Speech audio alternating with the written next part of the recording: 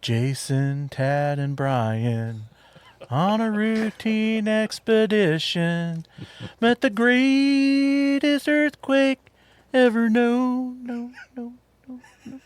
High on the rapids, it struck their tiny raft and plunged them down 1,000 feet below. Low. Talking dinosaurs on Attack of the Killer podcast. Attention planet Earth and beyond. Stay tuned for Attack of the Killer podcast. Attack of the Killer podcast. Attack of the Killer podcast. Attack of the Killer podcast. Time for the show. Yay.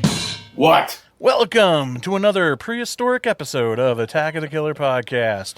I'm your host, Insane Mike, and this is number 345. We're going to be talking about dinosaurs. Brian has all his dinosaur toys ready to go. So this is going to be a fun one. Now, if this is your first time listening to the show, Attack of the Killer podcast is a horror movie podcast where a group of friends, we get together with a topic and discuss films within that topic. We're all just friends hanging out, talking horror movies like we do, so there may be spoilers. Heads up. Now, there's still time to win our last of our fabulous prize packages from our Discord contest. There's only 1 month left to go to enter. And, well, not even a full month by the time you hear this, by the way. So, time's running out fast, right? All you have to do to enter the contest is join our Discord at aotkp.com/Discord.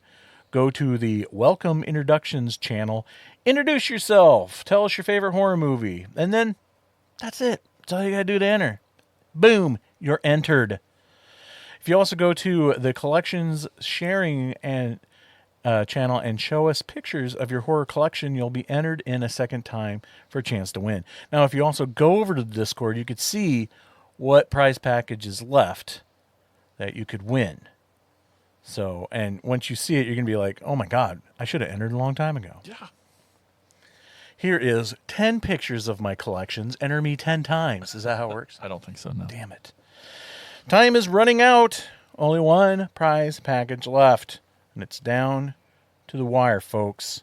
The contest is going to end at the end of August. So get entered ASAP.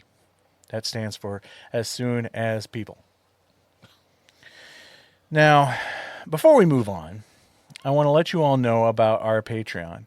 If you go to jointheattackers.com and donate to our show, you get all kinds of cool content, and you become an attacker. What's an attacker?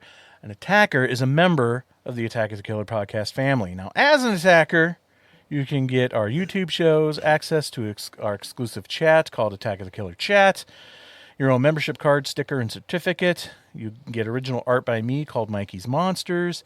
There's also bonus episodes that you can get, so you can get the show every single week of your life.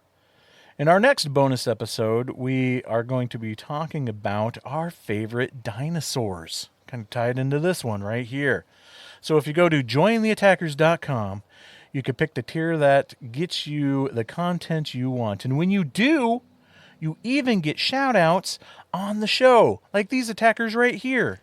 Timothy Linner, Roman Doppelfeld, Larry Watanabe, Brett J. Royer, Jessica Irish, Chris Cook, Brian Godstill, Stefan Sitter, Brandy Moore, Andrew Mahler, Rodney Dean Hutchinson Jr., Carmen DeHague, Abraham Ariano, Andrew Bentler, Casey Kelderman, Tony Miller, Mike Clayton, Rose Talashoma, Abe Kirshner, Lisa Cavalier, Holly Berg, Bill Fisher, Greg Dedrick, Sam Lenz, Garth Jacobson, Brett White, Tiffany Dewey, Scott Reebsman, Chris Collins, and Jacob McLaughlin. Again, go to jointheattackers.com and become an attacker today. And now, it's the moment you've all been waiting for. It's time to introduce you to the podcast crew. Boy, oh boy, he got into a fight with a dinosaur and he got his Jurassic kicked. Jason. It does feel old these days. Thanks everybody for tuning in. He believes that the dinosaurs became extinct by these small parasites that would get under the dinosaur's skin, then explode. Those parasites are called dynamites. Tad, Dynamite. Thanks for listening. he wrote a script that combines 2 different franchises. Jigsaw goes to Jurassic Park and puts all the dinosaurs in death traps. They have to figure out how to escape, or else they will die. The movie is called Dinosaur. Brian, Hello, everyone. Don't laugh at him and encourage him. Apologies in advance for the nerdery that you will be doused with throughout the evening. I can't wait. We need to get to that sooner than later. But first, we don't just watch movies for the show. No, we've got lives. We watch other movies too. So here's Tad with what we watched.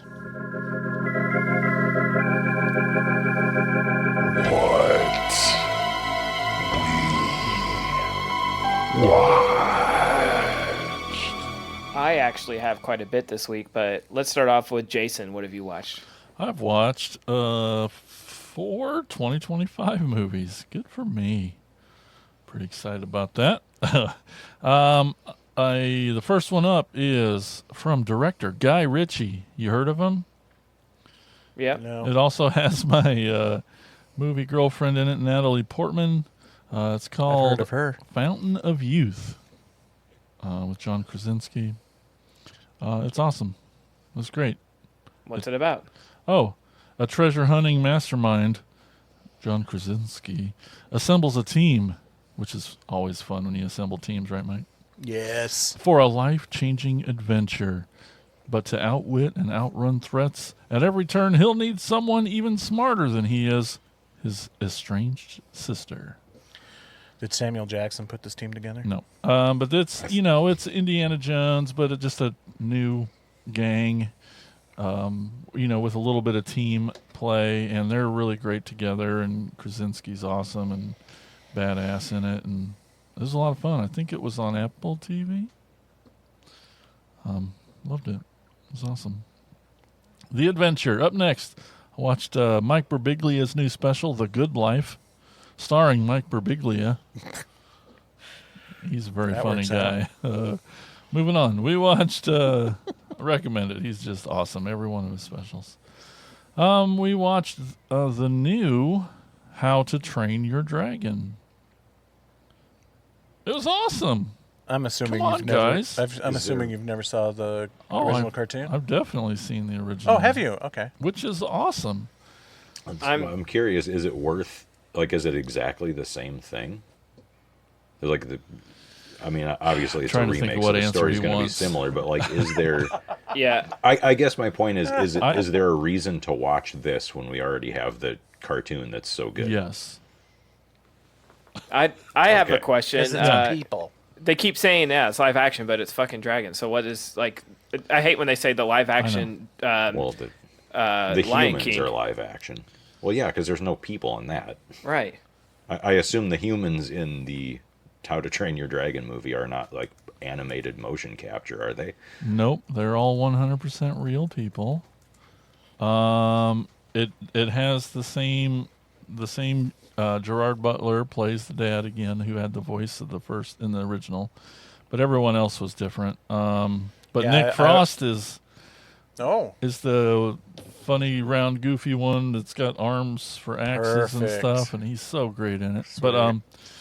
But yeah, I think it's great and worth watching because it is live action. You connect with these kids just, if not better than the cartoon. I think it's, yes, I feel like it's the wrong answer, but it is exactly the same. Pretty much. It's pretty much the same thing. A lot of the same beats, a lot of the same scenes. Maybe shot for shot. I don't know technically, but it felt, I haven't seen the original since it came out, but it felt literally like the same movie. I was going to make a joke about is TJ Miller in it because he was in Yogi Bear, but I guess he was in the original. So Yep. No, he wasn't. Everyone else, I thought it was great. And because it was live action, it, felt more real. Stakes felt more stakey. It was Plus, good. it doesn't have T.J. Miller in it, so that's actually Yeah. a good reason to watch this There one. you go. That's So it what is I an meant. improvement. I meant to say that first. I assume he was canceled then by what you're all saying. Oh, big Yeah. time. Oh, yeah. That's too bad because I really thought he was funny when Yeah. he wasn't canceled. Yeah. He was at the time, but What did he do? Never mind. He was a sex pest. I mean, nothing Oh. like extremely heinous. he was but difficult to work he's with gross. too. So that's, And he called in fake bomb threats on a Oh. train. And, Oh, yeah. shit. Oh, I didn't no. know about that. Yeah. Oof. Neat thing. It was directed by the same director as the cartoon, as the animated. cool. So You it's have sort his of like name? a Train to Busan thing. Yeah. Neat, right? I think it's worth watching. It's awesome. All the feels are there. It's just as good. But really neat to see it that way. Yeah, sure. So, Yeah. And then lastly, was that it? Yeah. Lastly, All right. last night we watched Happy Gilmore 2. Oh, yeah. How was that? I thought I loved it. I loved it too. I can't I wait. say we can talk about it now because I have a lot of other things on my list. Yeah. I was pleasantly surprised. Exactly the same. I went in thinking this is going to be another Coming to America, Beverly Hills Cop 5, grab, try all to these shit like reclaim let's it. bring back an old franchise. And maybe I'm just in my old age, but man, it's nice to just turn off my fucking brain and dumb humor. I love it. It was so nice to just turn off the brain and laugh. See, But that, it had a lot of heart, too. It did. Yeah. Which I really liked. It was there. I saw this one, too. oh wow. And yeah, The only one who I hasn't? love the original. I was looking forward to this. Me too. And Oh. I still maintain that there is absolutely no earthly reason any comedy in history should be more than 90 minutes long. So I was kind of annoyed that it was like, pushing the 2-hour mark. I didn't Fuck even you, notice. Judd Apatow. I know he didn't make this, but that's his fault because he was the one who started making all these long ass comedies. But yeah, like for the most part, the jokes all landed. None of it was like, they kind of stayed away from the cringy 90s Yep. humor. It was unfortunate to have to see Rob Schneider's stupid face, but other than that, Well, For like that's 2 seconds. yeah, yeah, and that that's was 3 one of the seconds fun too things much. about it is they literally brought everybody back. They did a lot of which I didn't think I was gonna like, but I liked. They would not flashbacks, but they would show footage from the first one to like remind you who this person is and stuff, which I thought it really helped and was great. But yeah, I thought there was still a ton of heart in it, and the jokes were funny, and I was in it. It was just as good. And Happy Gilmore is probably my favorite Sandler movie, so I was Oh, nice. excited for it to hopefully be good, and I thought it was. Yeah, I was, like literally like see the trailer. I'm like, okay, this is like Cameo City. This is going to be fan service. It is what it is. No, like I was like, this is so much fun. It's fun to see like John Daly's hilarious in the movie. It's good to get Shooter back. Oh, man. Benny Safdie is a weirdo. I love that. Like I love that Sandler will be like, Benny Safdie cast me in Uncut Gems, this like indie darling guy who makes these gritty, dark movies, and he's like, what if I brought you in, dyed your hair yellow, made you have bad breath, and you're this like douchebag? And he's like, sure, let's do it. I love it. And I watched him on Tonight Show last night, and just watched a clip of him, and he's like, he was directing the Wrecking Machine for A24 at the time, which is a very dark, serious movie about UFC fighter Mark Kerr, who like abused drugs and beat the fuck out of his wife and was an alcoholic and just a monster. But he would like go film Happy Gilmore 2, and then he'd have to show up on set with that blonde hair and all this stupid shit and try to like direct this dead serious A24 film, and then back to doing this character. And he's like, it was tough, but like he's like, I had to, like, I got a call from Adam, and he's like, I wrote a role for you. He's like, I thought it would be like a cameo, and he's like, holy shit, I'm like the villain. That's crazy. So, and I love that he like has all of his kids in the movies and his wife and shit. Like, just a good dude. Like, Buscemi's fucking character's hilarious. Oh, good. I'm glad Buscemi's in it. Yeah.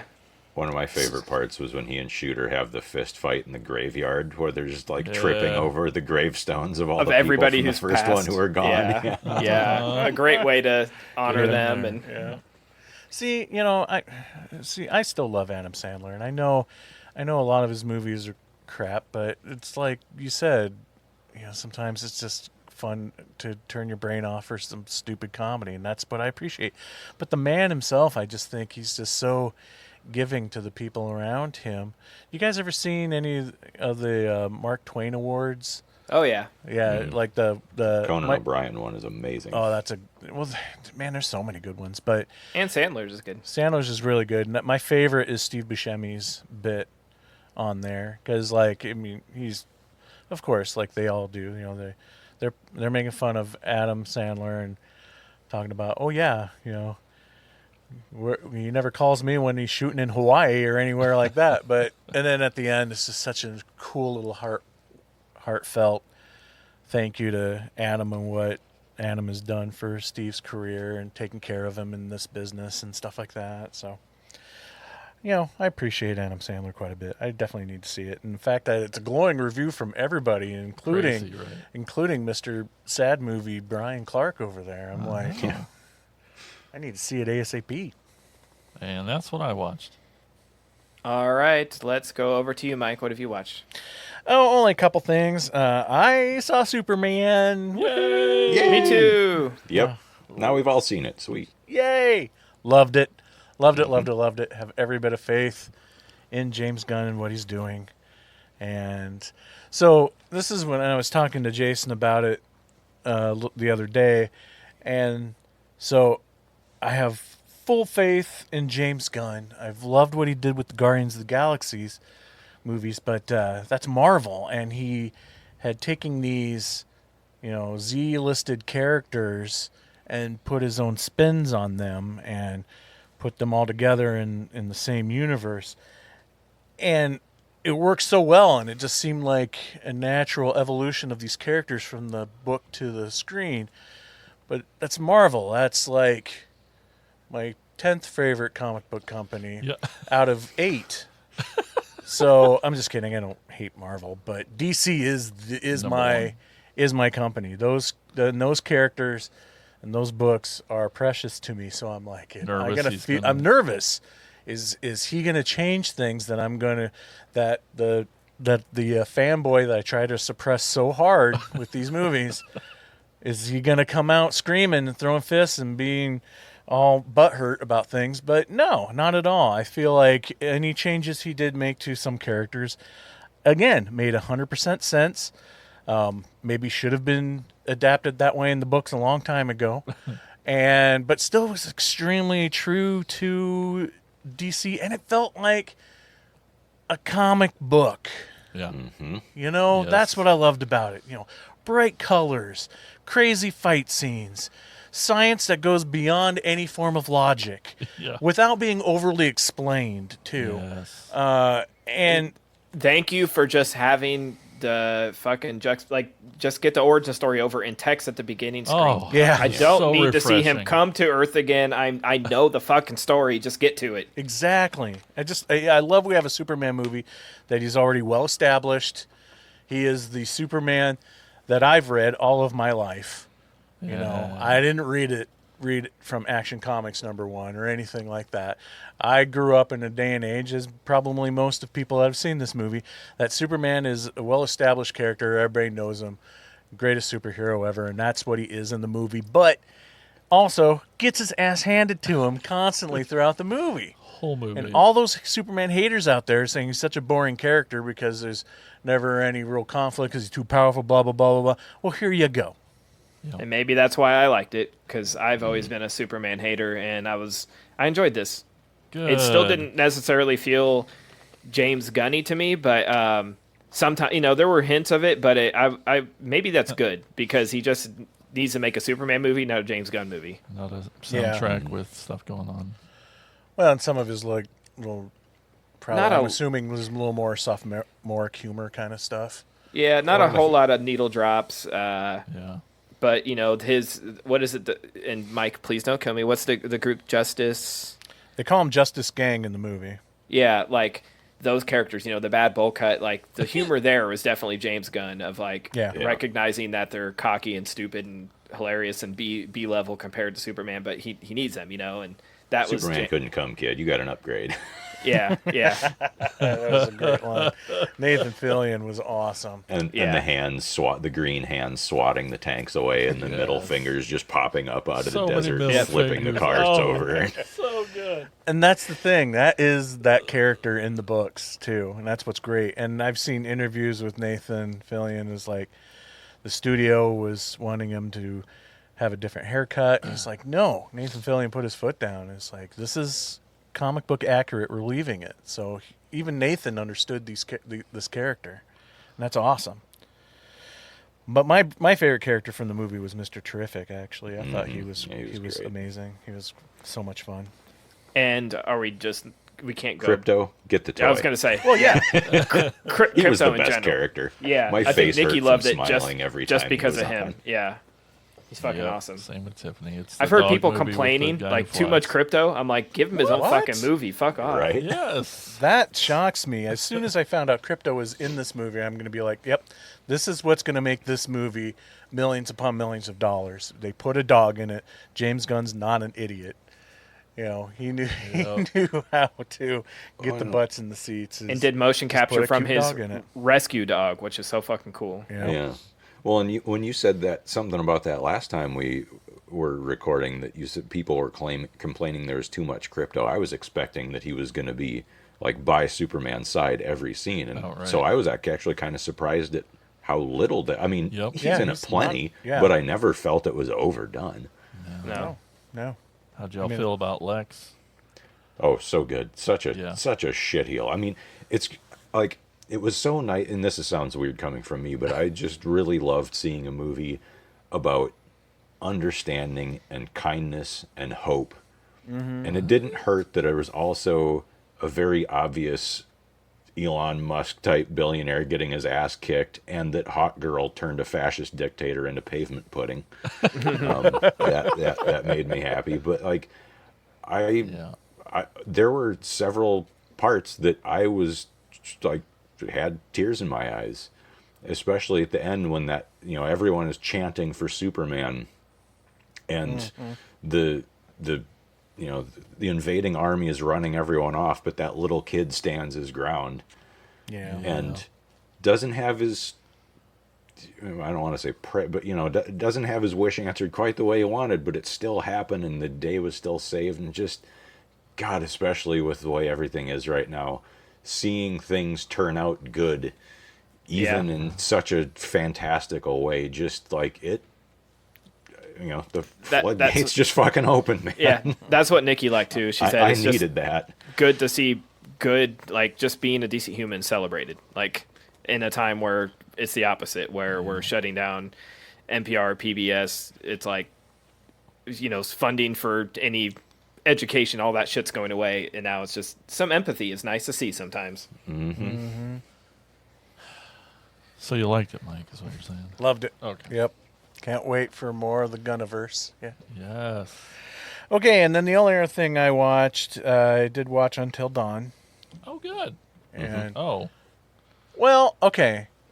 I thought it started off amazing. Yeah. I was so into this whole and I was watching it with Brandy, and I've never really played the game, so I don't know a bunch about it. And like right out of the gate, she's like, "Yeah, this isn't quite like the game, blah blah blah." And that first time, they died and came back. Spoilers, I guess. When I'm like, "Oh, this is exactly like the game." She's like, "How is it just like the game?" Well, when you die in the game, you respawn and start over again, right? She's like, "Okay." Right. So I thought that was kind of cool, and then it just kind of went nowhere with it, and I just kind of started getting bored by the third act. Yeah, well, and it was I watched this one too, so again we can just skip over me talking about it and we'll just do it here. But so did you find that when we finally got to the explanation of what was going on, it was just fucking nonsense?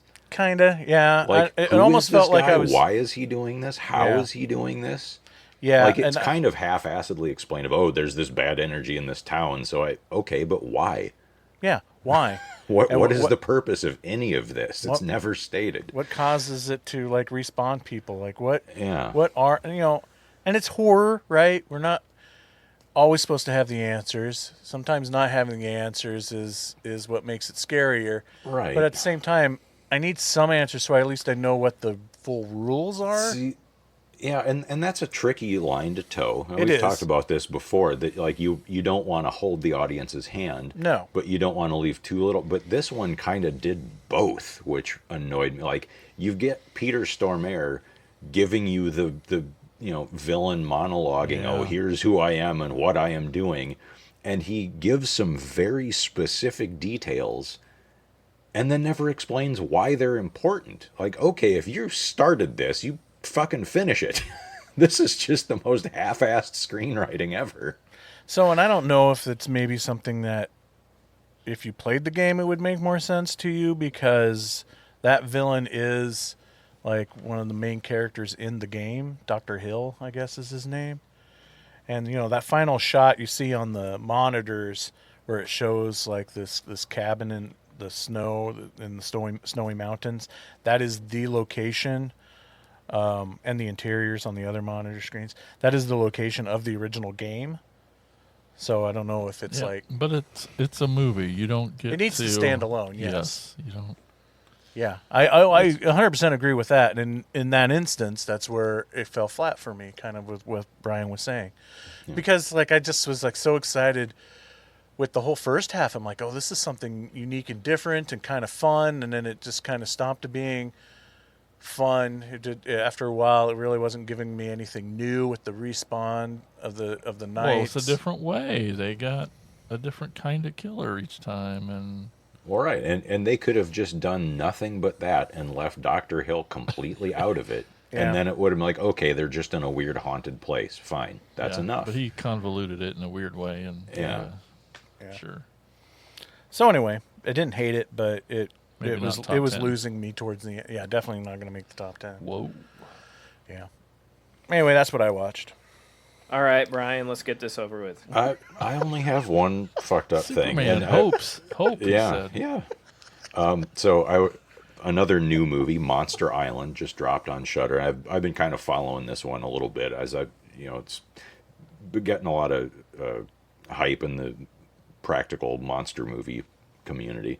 It's about these two prisoners. One's an American, one's a Japanese guy, who are on a Japanese prisoner ship heading toward a camp that gets sunk by a torpedo, and they wash up on this island that is occupied by these Gillman creatures. And it's all practical suit effects. It's one of the coolest Gillman suits ever. Like maybe top.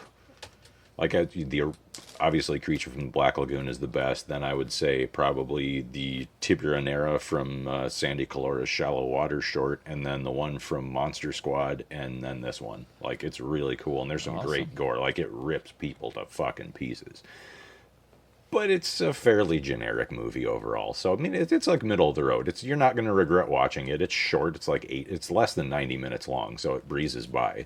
But it just doesn't really also do anything new. So I guess that would have been nice. But we watched The Fate of the Furious, continuing with this stupidity. And boy, like, again, these fucking movies are like 2.5 hours long, so it gets a little exhausting by the end. But this one, they're like fighting a nuclear submarine in the Arctic or something. I don't know. It's nuts. After we talked last time about a bunch of Henenlotter movies, I watched Bad Biology right after we finished Sweet. recording last episode.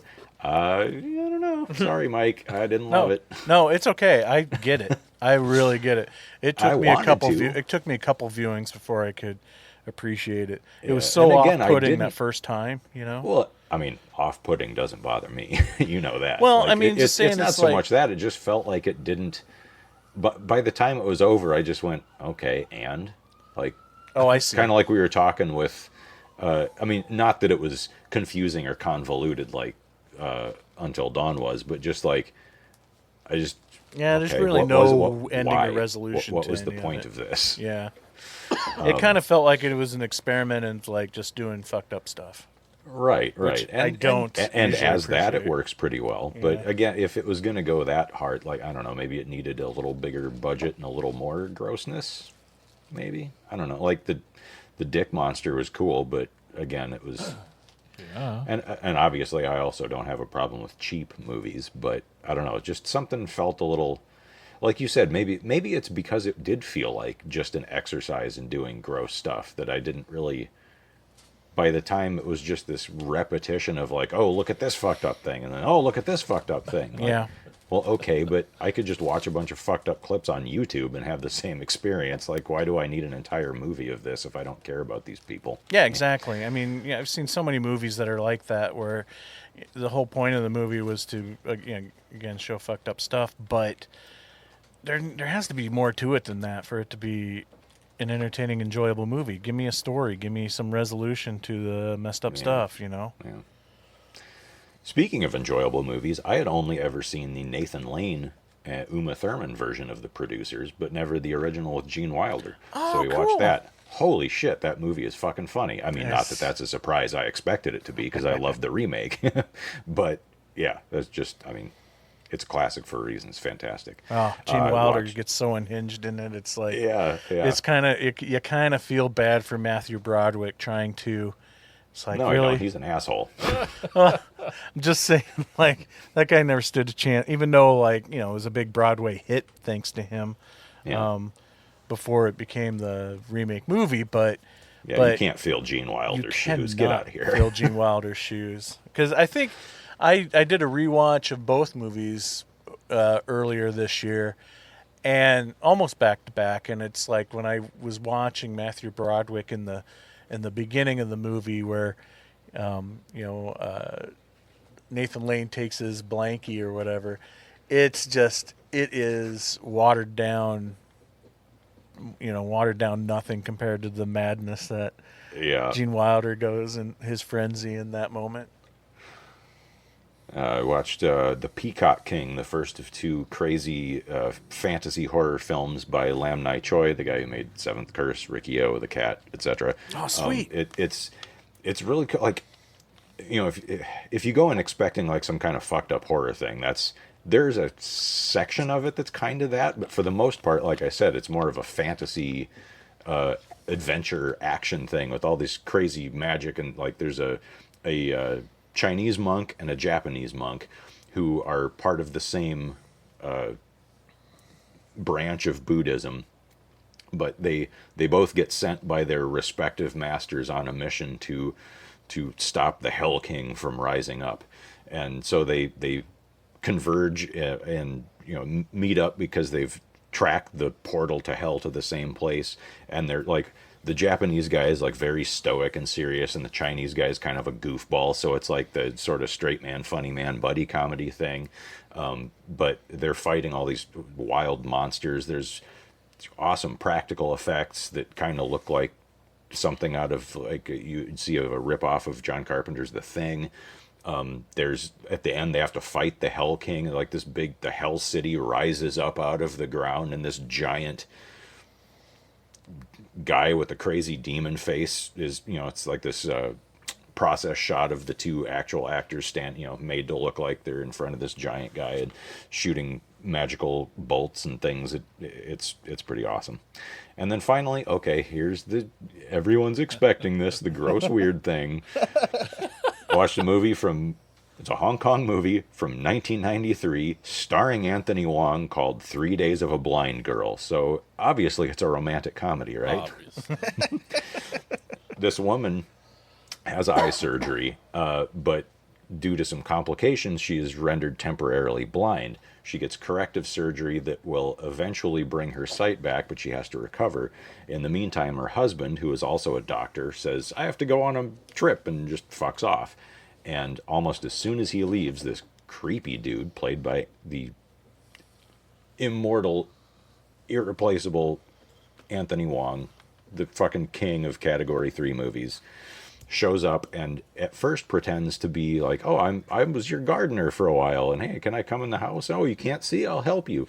But it turns out that the woman's husband, the doctor who's away, fucked Anthony Wong's wife, who then died, not because he fucked her, but, of other circumstances. And so Anthony Wong has decided to come back and take his revenge by fucking the doctor's wife. So, and then it becomes this sort of crazy cat and mouse Home Alone thing.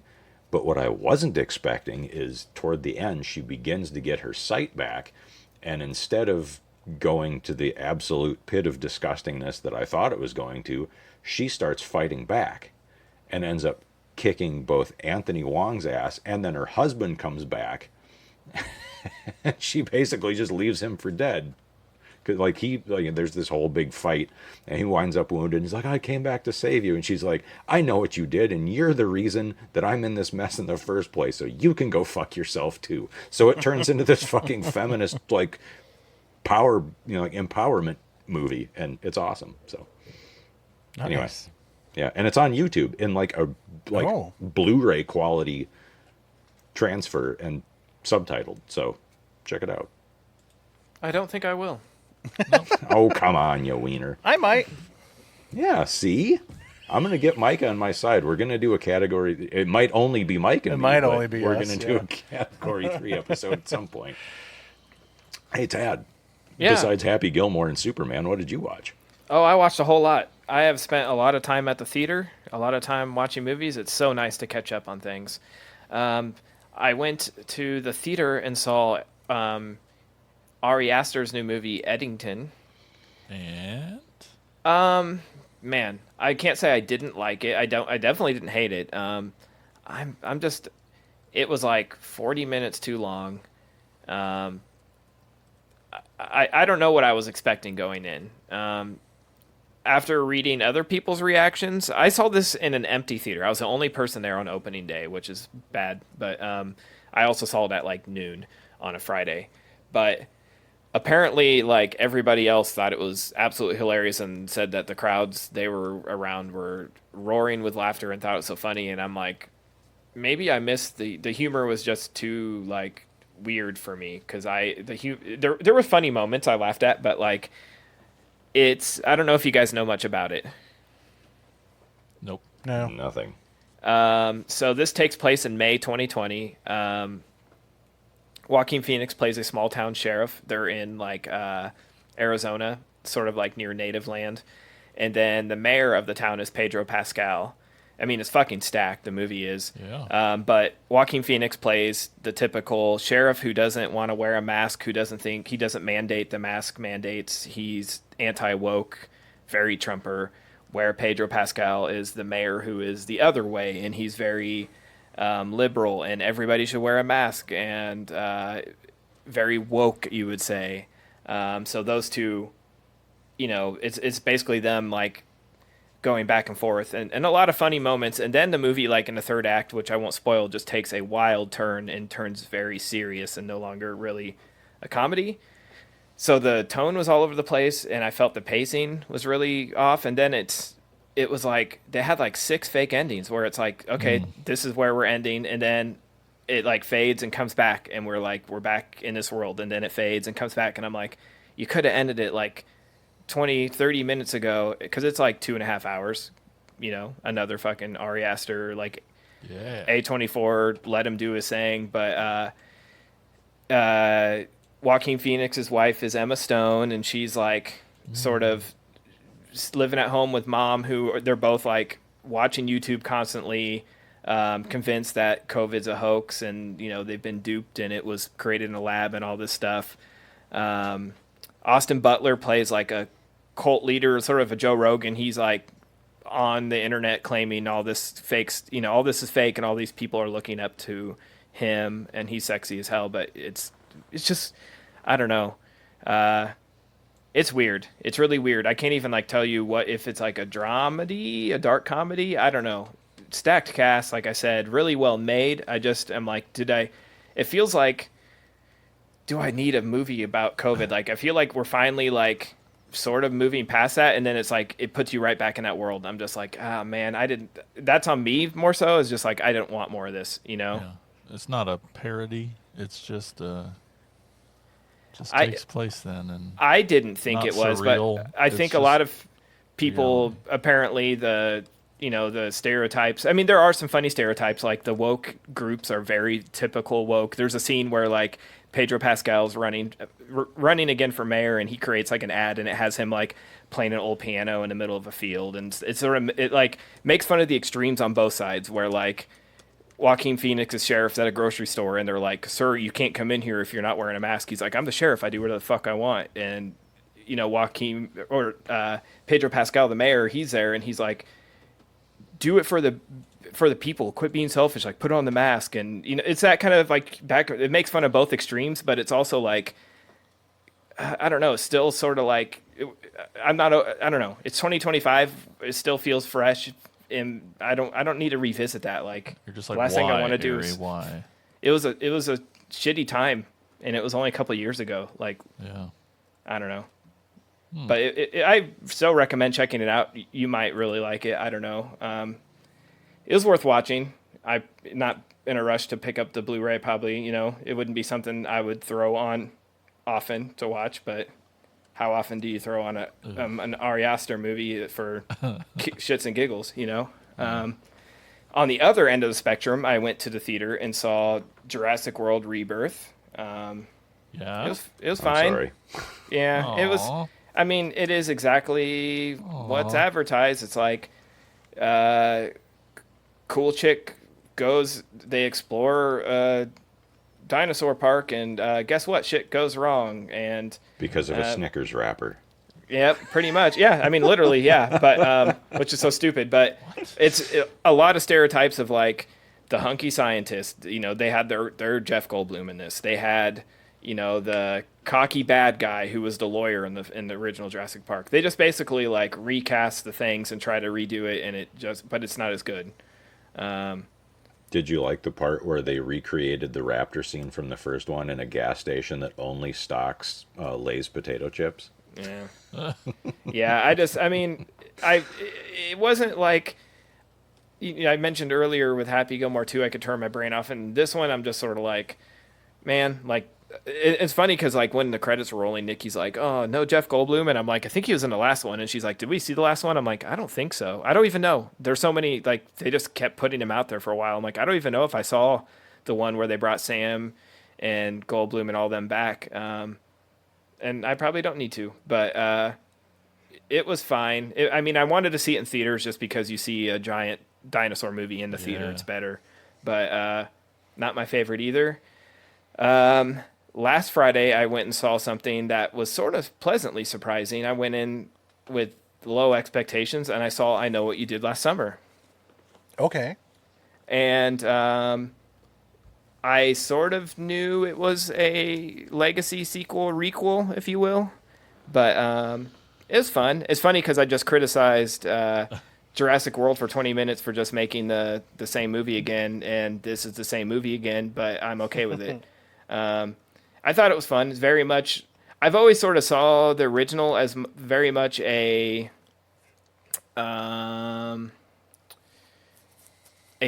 a rip-off, but definitely cashing in on the Scream craze of hot teens getting stalked by a slasher, right? It wasn't kind of the first of that. It wasn't a meta, but it was that trend. It was the Friday 13th to Halloween, where it was like, we saw how successful this is. Let's try to replicate it. And it's not quite as good, but it's there. Wasn't it also written by Kevin Williamson? Yeah. I thought so. Yep. And I was like, how are they going to do this? And it's a spoiler a little bit, but it's the story of the movie. Basically, this young group of kids fucking around on a big turn on a cliff, fuck up again, just like the first movie, and someone comes stalking them. And I'm like, how are they going to tie this into the movie? It's like, well, remember back in 1997, this same exact thing happened?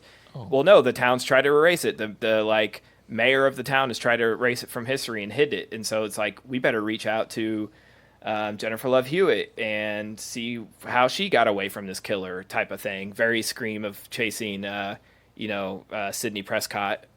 It's very much that, but it was fine. I liked seeing, it was nostalgic for me, and it was very campy. I like that. I like that they leaned into the camp. They sort of like make fun of these dumb teenagers and how they all are like constantly on their phone and so narcissistic that you sort of just want them to die, which is fine. I like that, but it was okay. Not horrible.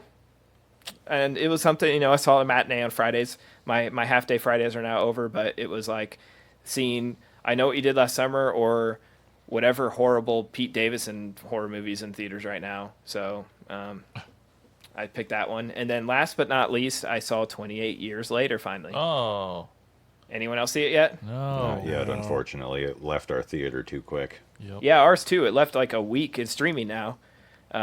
It's like to pay to For rent? Oh, is it renting or is it free? Yeah, you can rent or buy it digitally, but I don't know. I liked it. It didn't. I feel like I need to watch it again because I knew going in it was going to be a very different film than the first two. I just kept hearing people say that, but I really didn't. I somehow still wasn't prepared for how different. It's like it doesn't feel like it doesn't feel like it fits with the trilogy. But again, starts a new trilogy, so maybe it's like it shouldn't have been called 28 Years Later, or I guess it should because that's timeline. But it's like it doesn't go in line with the first two. It starts a new trilogy, so it's filmed very different. Outside of having infected people, it's not at all similar, to be honest. Yeah, I'm really looking forward to it. I've heard lots of very good things from people who I trust. Yeah, and Danny Boyle's having fun here. It's really cool. Good. It's very violent, and you would not believe that this thing is shot on iPhones, but that's what Danny Boyle does. Does weird shit like that, and it seemed like he was having fun and just was like, I revisiting this thing. Let's not do the same thing again, which I appreciate. Like part of me was like turned off from it at first because I'm like, what? This is very different. It's beautiful, and but part of me was like, I'm just glad he didn't just do a repeat of like, here's the world years later instead of weeks later. And yeah, it's good. I highly recommend it. Not that I have to, because I feel like everybody's gonna check it out eventually. That's too bad. We won't be. None of us will be around for the sequel to that 28 decades later. No, they've already shot the sequel, man. They lie then. They Yeah, broke their formula. Yeah. Wasn't the next one done by? Was it the gal Nia who made DaCosta. who made Candyman. the Candyman? Yeah. Yep. Okay. Cool. Which I loved Candyman. I think it's awesome. Yeah, me too. I'm also a little like Danny Boyle handing that over the reins is a little scary. Like, and to do like shoot it at the same time basically and come out. But I'm optimistic. Fuck it. Let's see it. Can't be worse than 28 weeks later. See, I love it. I didn't mind it. Now, Weeks, Danny Boyle did that one too, right? He did Weeks? I don't to think remember. so. See, and that's what I thought. I thought he had already passed it I'm off to pretty somebody sure it was once somebody before. else. I don't remember who. Yeah, but I think so too. I'm looking at it's Julio Carlos Franzadillo. Okay, Or Juan Carlos Franzadillo, who, he hasn't done a lot before that and not a whole lot after that, which is interesting. But, he did Intruders. I don't know. Anyways, yeah, I forgot that he didn't do the second one. So the ending of this, no spoilers, is bonkers, which I loved. Yeah, I love it. Check it out. I don't have to say anything else because you're all going to see it anyway. So that's what Heck I yeah. watched. There is one more, guys. 3 of us watched Time Crimes last sorta, night sorta, kind of on the watch party, I missed most of it. chosen by attacker Garth Jacobson. It was fun. It was fun. Cool idea. I've heard that movie's awesome. I've just never seen it. And What I I have to go saw, to bed. I I have to liked. go to bed too early during the week. I can't ever join these watch party things. But Yeah, I think you'll like it. Yeah, I think he would too. It's Yeah. if anybody, only complaints we saw were people that had to read subtitles. Yep. I know former co-host John Stalter really loves that movie. So I typically don't like time travel stuff, but it was fun. I thought so. Yeah. Done cool. So anyway, I just want to get that in there. We did watch one more. That's all. Yep. That's what I watched. That's what we watched. All right, thanks, Tad, for that. And now it's time to talk some dinosaurs. Brian, what's our first movie for our topic today? because just talking about dinosaurs wasn't enough, Mike had to throw in a tokusatsu movie for me to boot. The first movie is 1977's The Last Dinosaur. We've been using a manned laser drilled. This is a model of one here. Polar Boar. Polar Boar 5, on a routine mission, disappeared off the monitor. There were 5 men on that expedition. There was 1 survivor. The heat outside was terrific, but in the distance we could see ice cliffs. Then I noticed something moving above the trees in the haze, an enormous animal. I shouted and I waved, but they didn't see it until it was too late, and then they were gone. They were eaten. By what, Mr. Thrust? As far as we know, it was Tyrannosaurus rex, the largest carnivore that ever lived. The king of the dinosaurs.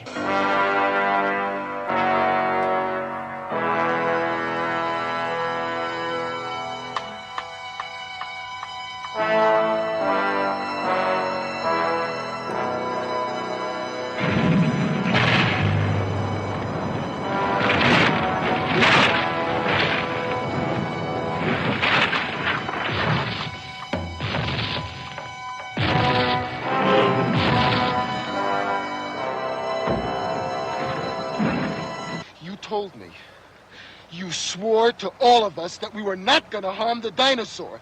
We were only supposed to take film and study it. This animal, this 8-ton animal, is a carnivore. It eats meat. Us.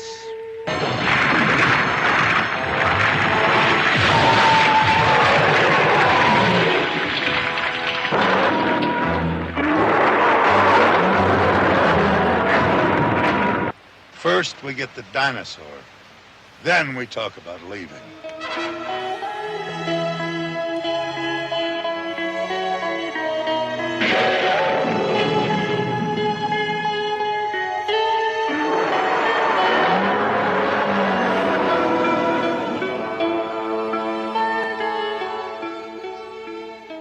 Oh, okay.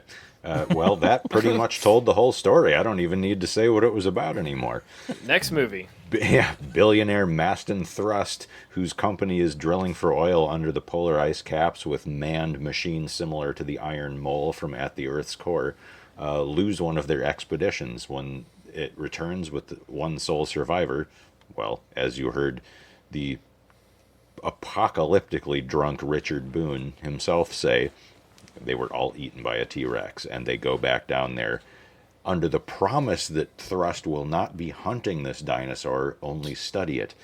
But then their scientist gets eaten, and he's the one who made the promise to, so fuck it, let's just kill the goddamn thing.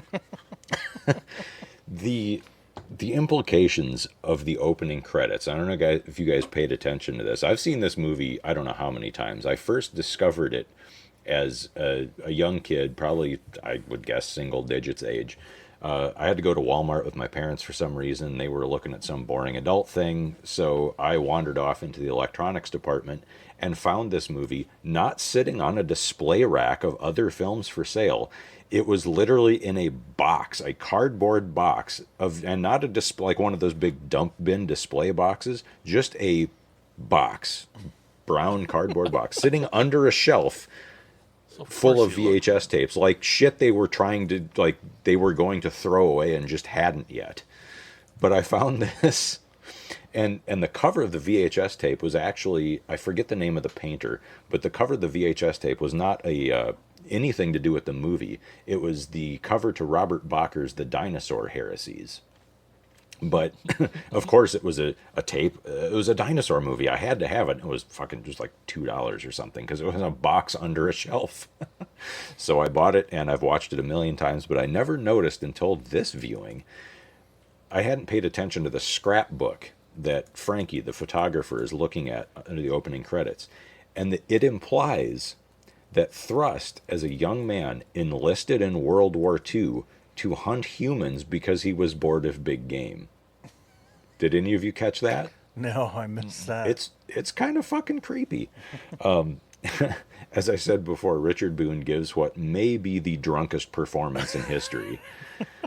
I aspire to one day be, not permanently like Boone was at the end of his life, but just someday I would like to once experience being as drunk as he was during the filming of this movie.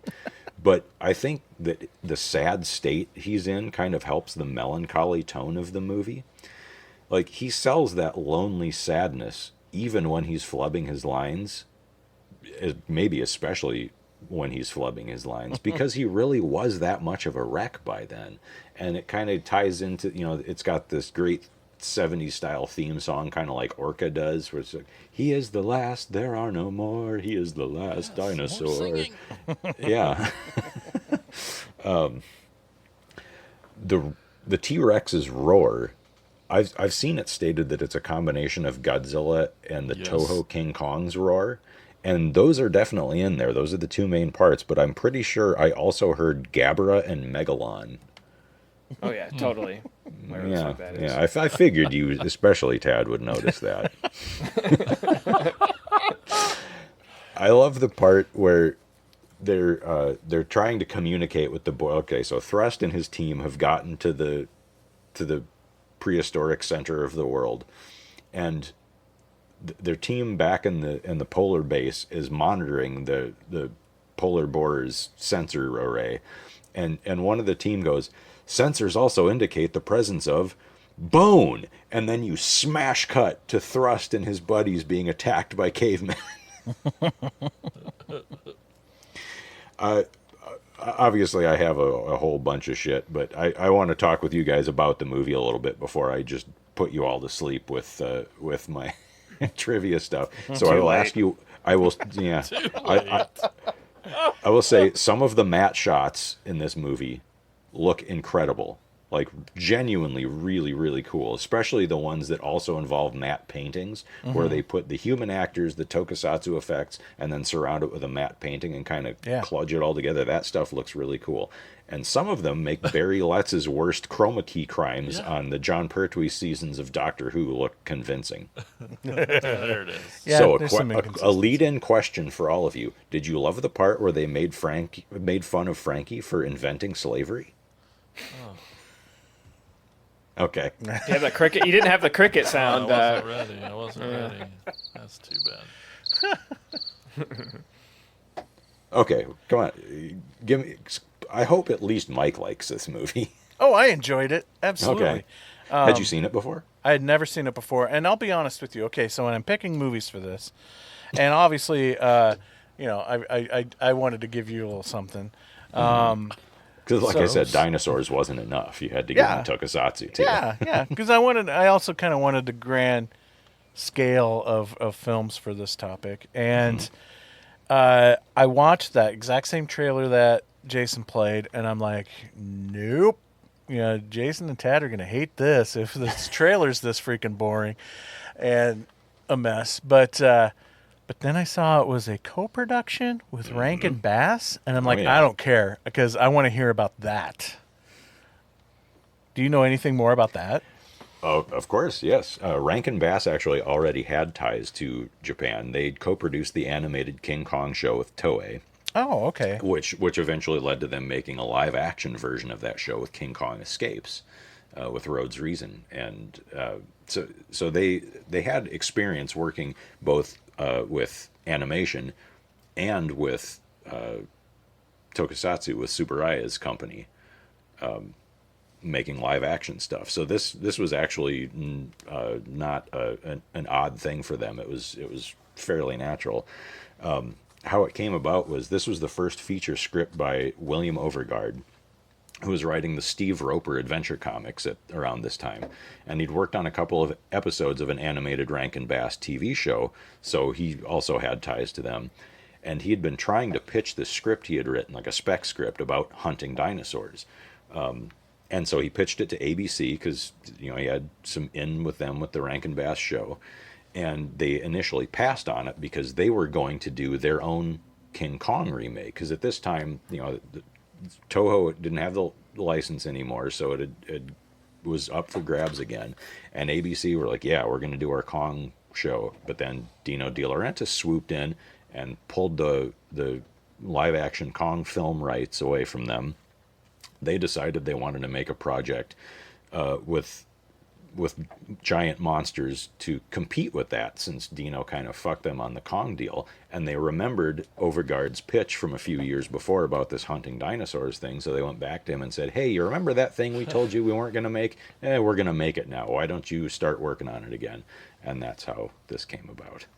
I just find it so fascinating. And my favorite scene in this movie is when the T-Rex is fighting the Triceratops. Oh, yeah. For many reasons. One of the things I really enjoyed One about of which it, is because it's sleeping in a cliff for no fucking reason. Yeah, what? See, I had some thoughts about that actually this time too, because the way it's presented is that the Triceratops is like hibernating in there. But the way it gets woken up is that Rex pulls the polar boar out of the lake they surface in and seems to be trying to bury it in this cave. Yeah. So you wonder, now, alligators and crocodiles will sometimes bury food to soften it up. You know, if it's big prey, they'll let it kind of rot a little bit so it's easier to tear apart and eat. Yeah. So I wonder also if they're trying to imply that the Rex knocked out a Triceratops thinking it had killed it and buried it, but then it woke up. Well, that Rex was trying to bury the polar bear. I'm probably doing way too much work on behalf of the movie, but there you go. well, one of a few of the things I really liked about that scene is I thought that had some of the coolest camera work and some great forced perspective stuff. I love the shot where it's going, where you're seeing the fight as the camera pans through the bones of another dinosaur laying there. Oh yeah, and there are tons of like various dinosaur bones and prehistoric creatures. There are some other Ice Age mammals, which we'll get to in a minute. Jason, cue up that Dr. Science bumper. There's some pterosaurs in there. There's some other dinosaurs. There's something that might be a giant hominid, like a Gigantopithecus ape type creature. Yeah, that graveyard that's a really cool set in general.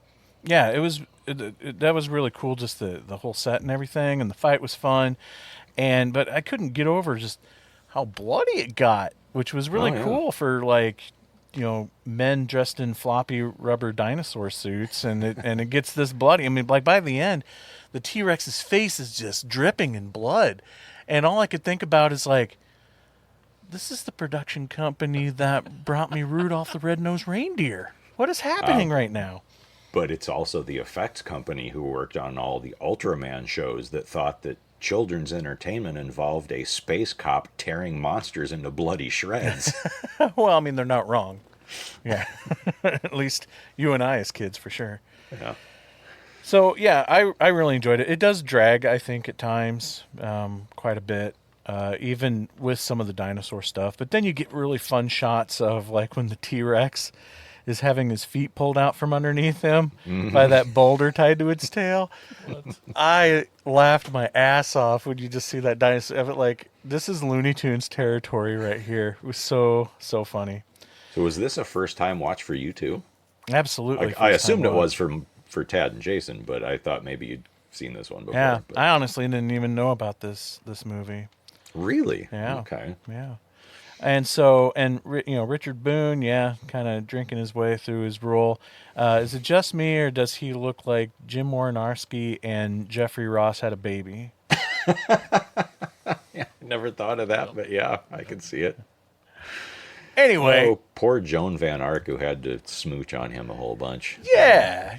That's where the Jim Warnarski really comes into play. It's like, okay, did he have a lot of say in the script in this? Like, what in a million years would they be a romantic interest in any film? I found an interview with her done by Eric Hominick, who is primarily known as being one of the historians and English language biographers of Akira Ifukube, the composer of all the Godzilla and other classic Toho sci-fi movies. But she said that her part was originally offered to Candice Bergen, because Candice Bergen was a photographer, so they thought, oh, well, she'll know how to make that look real, but she was busy doing something else. And she said she tried to be very diplomatic about, how boozy he smelled.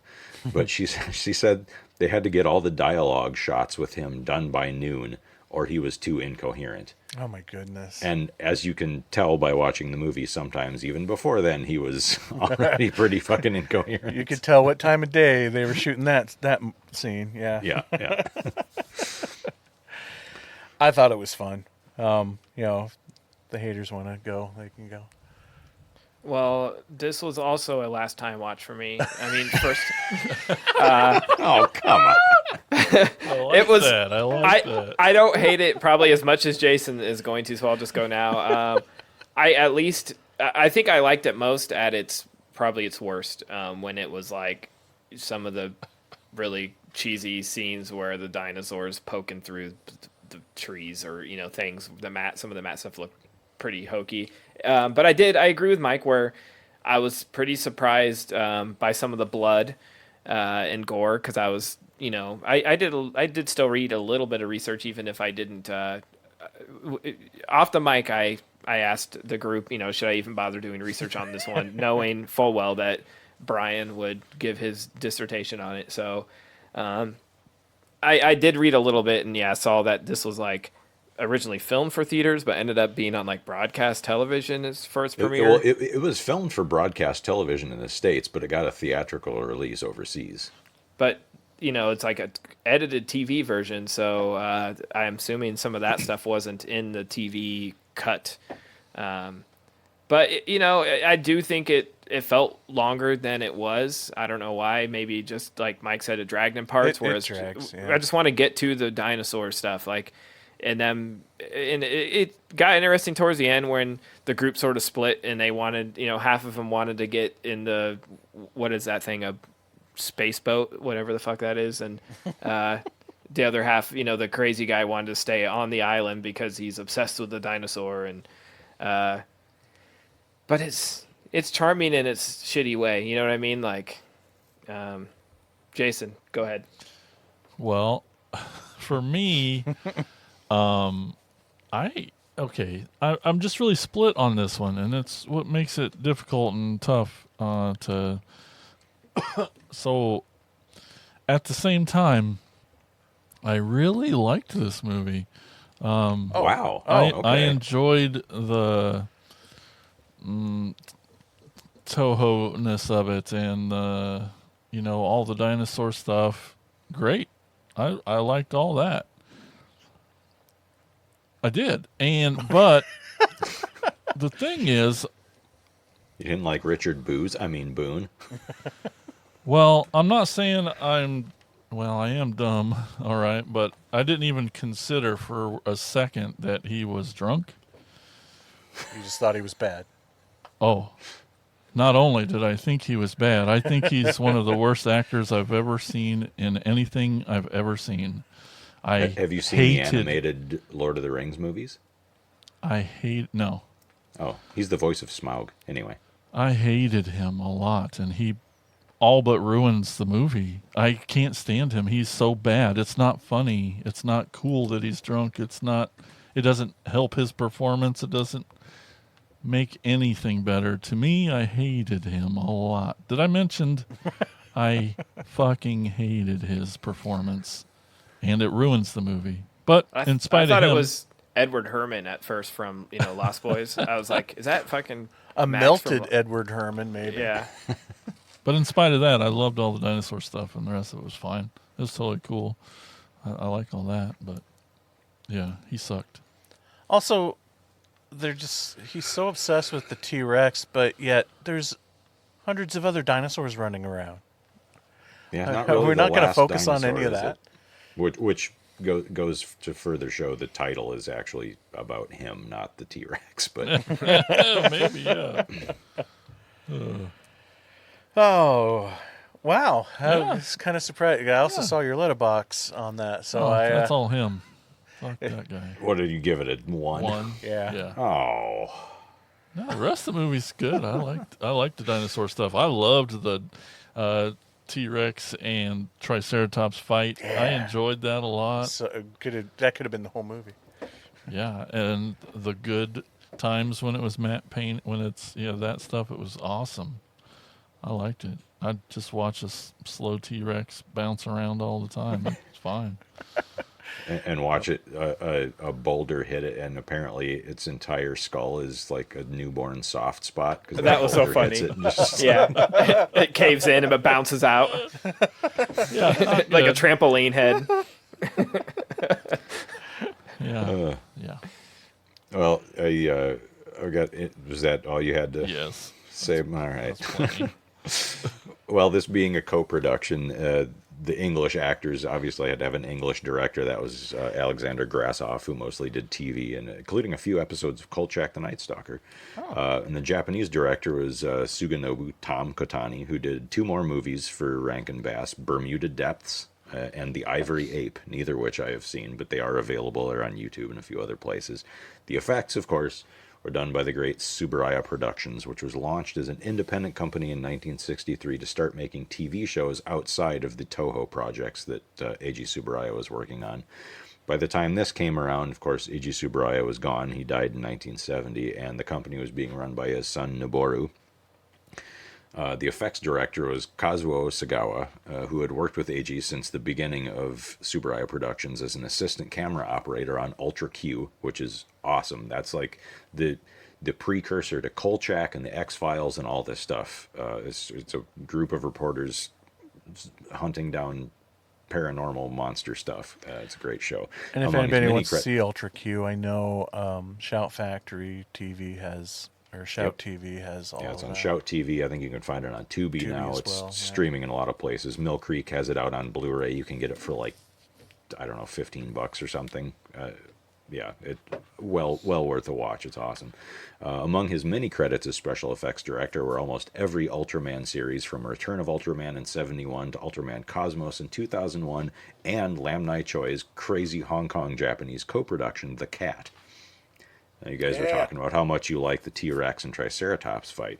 Inside the T-Rex was Toru Kawai, who was Godzilla in Terror of Mechagodzilla, as well as Zone Fighter, and he played Gamera in what little new footage of Gamera was done for Gamera Super Monster in 1980.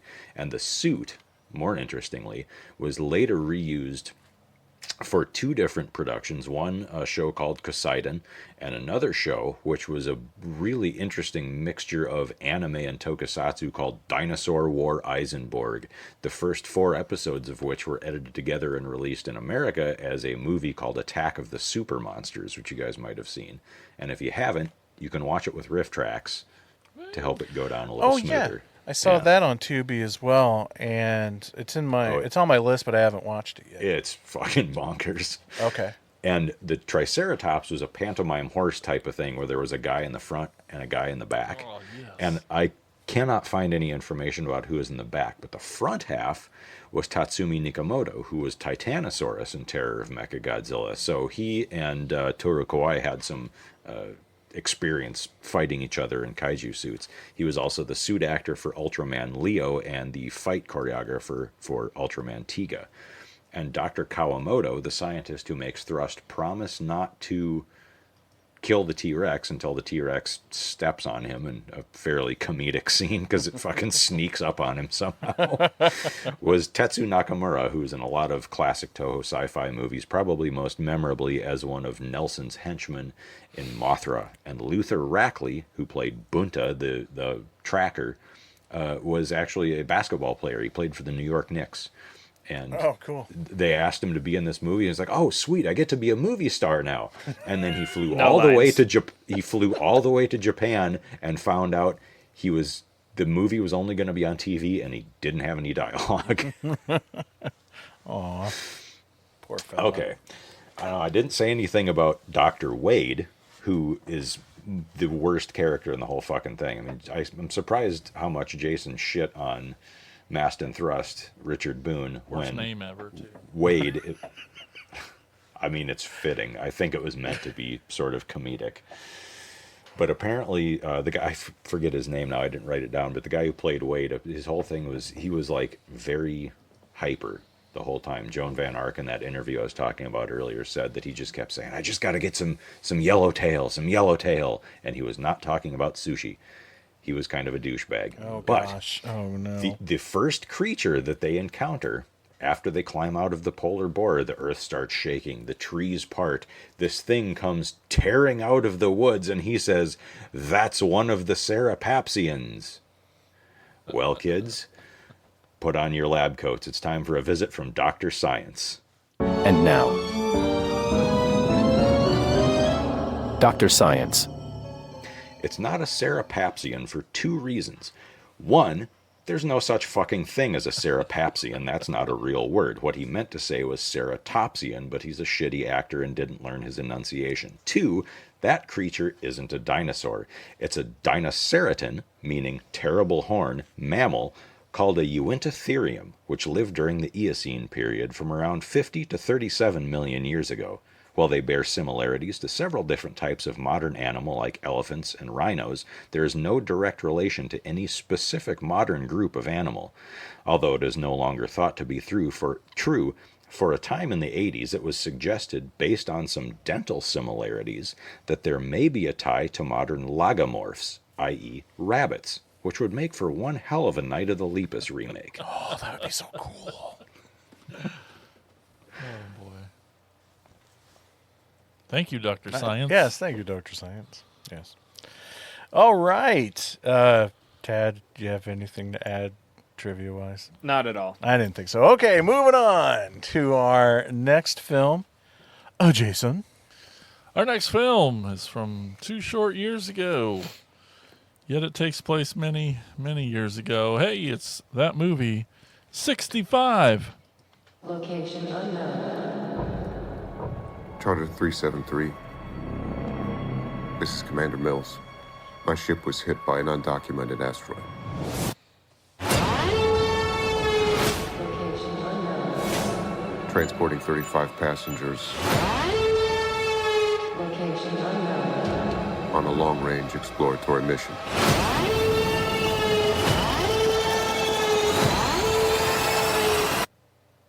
Send help.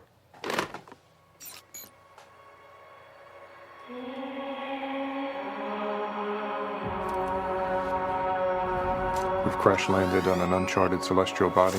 Location unknown.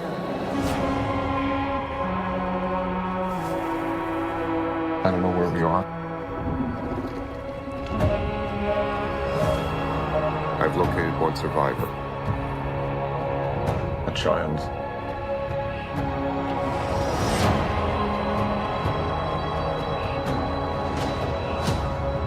The atmosphere is breathable.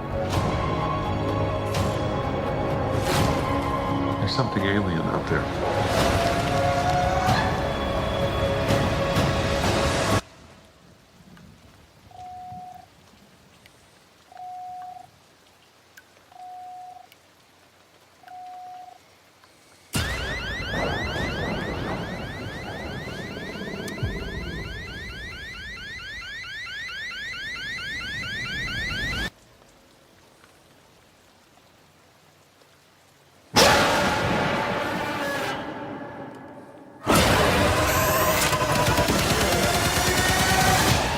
You need to be quiet and move.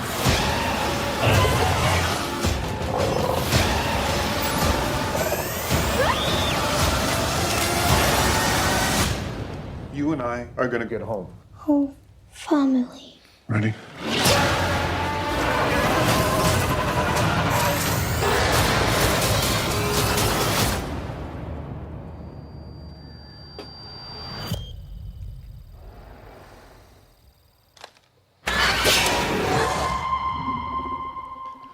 '65 drops Adam Driver, unfortunately not into my lap, because he's definitely my man crush, into a deadly dino-filled disaster. After crash landing on Earth 65 million years ago, he must battle prehistoric predators and protect a young girl, all while the clock ticks towards extinction. It's sci-fi survival with teeth, tension, and just enough heart to keep you rooting for the reluctant hero. Written and directed by Scott Beck and Brian Woods. Yep, big fan. I mean, I know we're homers on this one, so, you know, whatever you think, I guess. But I know we went out and saw it in the theater when it Yeah, we did. came out, got to support our pals, and Hell yeah. I loved it. Watching it again, I saw it. It's probably only the second time I'd seen it. Since then, it was there was a lot. I saw a lot more this time. I felt than the first time, and that first jump when he's looking over the hill and they do that really great, make you look way over there, and then the little dude jumps. Oh man, it got me fucking again. I about fell off the couch. It was amazing. I assume from things I've heard, we're going to hear all about these dinosaurs, because it suddenly is going to be important now in this movie and not any other movie. But that's fine. Watching it this time, though, I did want to just, like, again, I know we're homers, but what I loved about this one is that Scott and Brian did such an awesome job of showing and not telling. Yes. In this movie specifically, because, like, I mean, all the dialogue you heard Adam Driver say in that trailer, that's about all he says. That's 95% of the dialogue of this movie. Like, so much of this movie and all of it was at the beginning. Is just shown. You figure it out as it is what's going on, and I really appreciated it. And just, yep. So, big fan. I loved it. I'll recommend it all day. Yeah. I remember we had such a blast seeing this in the theater together. It was so much fun, and it goes in that category. I've said it a billion times. I love minimal films where it's like maybe a single location, minimal cast. This film gets lumped into that. It's obviously on a bigger scale. They're going across this terrain. There's creatures trying to kill them. There's comets coming to destroy the entire planet. There's crazy stakes, but it's still simplistic. It's not heavy on like plot and dialogue. Nope, very simple. Simple, straightforward, and only 2 cast members. Really? Watched it this time with Simon, and he loved it. And I just want to point out before Brian goes off on how inaccurate the dinosaurs are in this movie is I kind of chuckle knowing that that's coming because Simon was on the opposite side of that.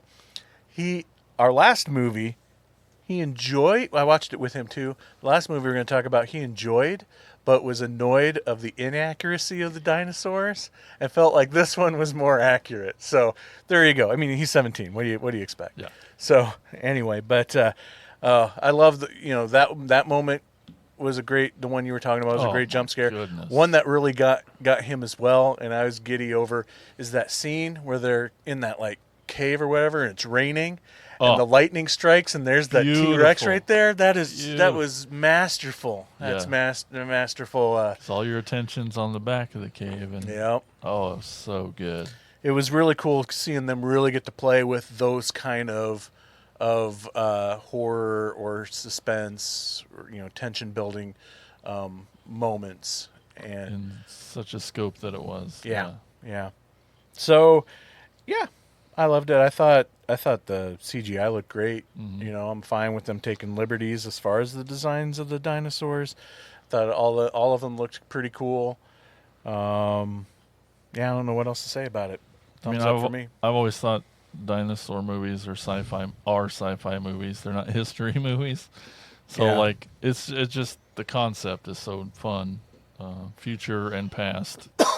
So anyway, big fan. I'll shut up. I can't remember if I saw this one in theaters or I've seen it before, or if I missed it in theaters and saw it at home. But there's a lot to like here. It's not my favorite movie, and I probably is not one that I would throw on unless we're doing a show about it or something. But like I said, a lot of really cool, like you said, less is more, and to reveal some of the dinosaurs, and it's a bold swing to like basically make this, I don't know. I have conflicting feelings about how little story there is to it, and I know some critics were like, you know, A Quiet Place in this movie, like clearly Beck and Woods don't know how to write dialogue, and then it's like well, watch yeah, Heretic, exactly. watch Heretic. It's all fucking words. Yeah. Right. And So the most beautiful words together. right, too. the most beautiful words, but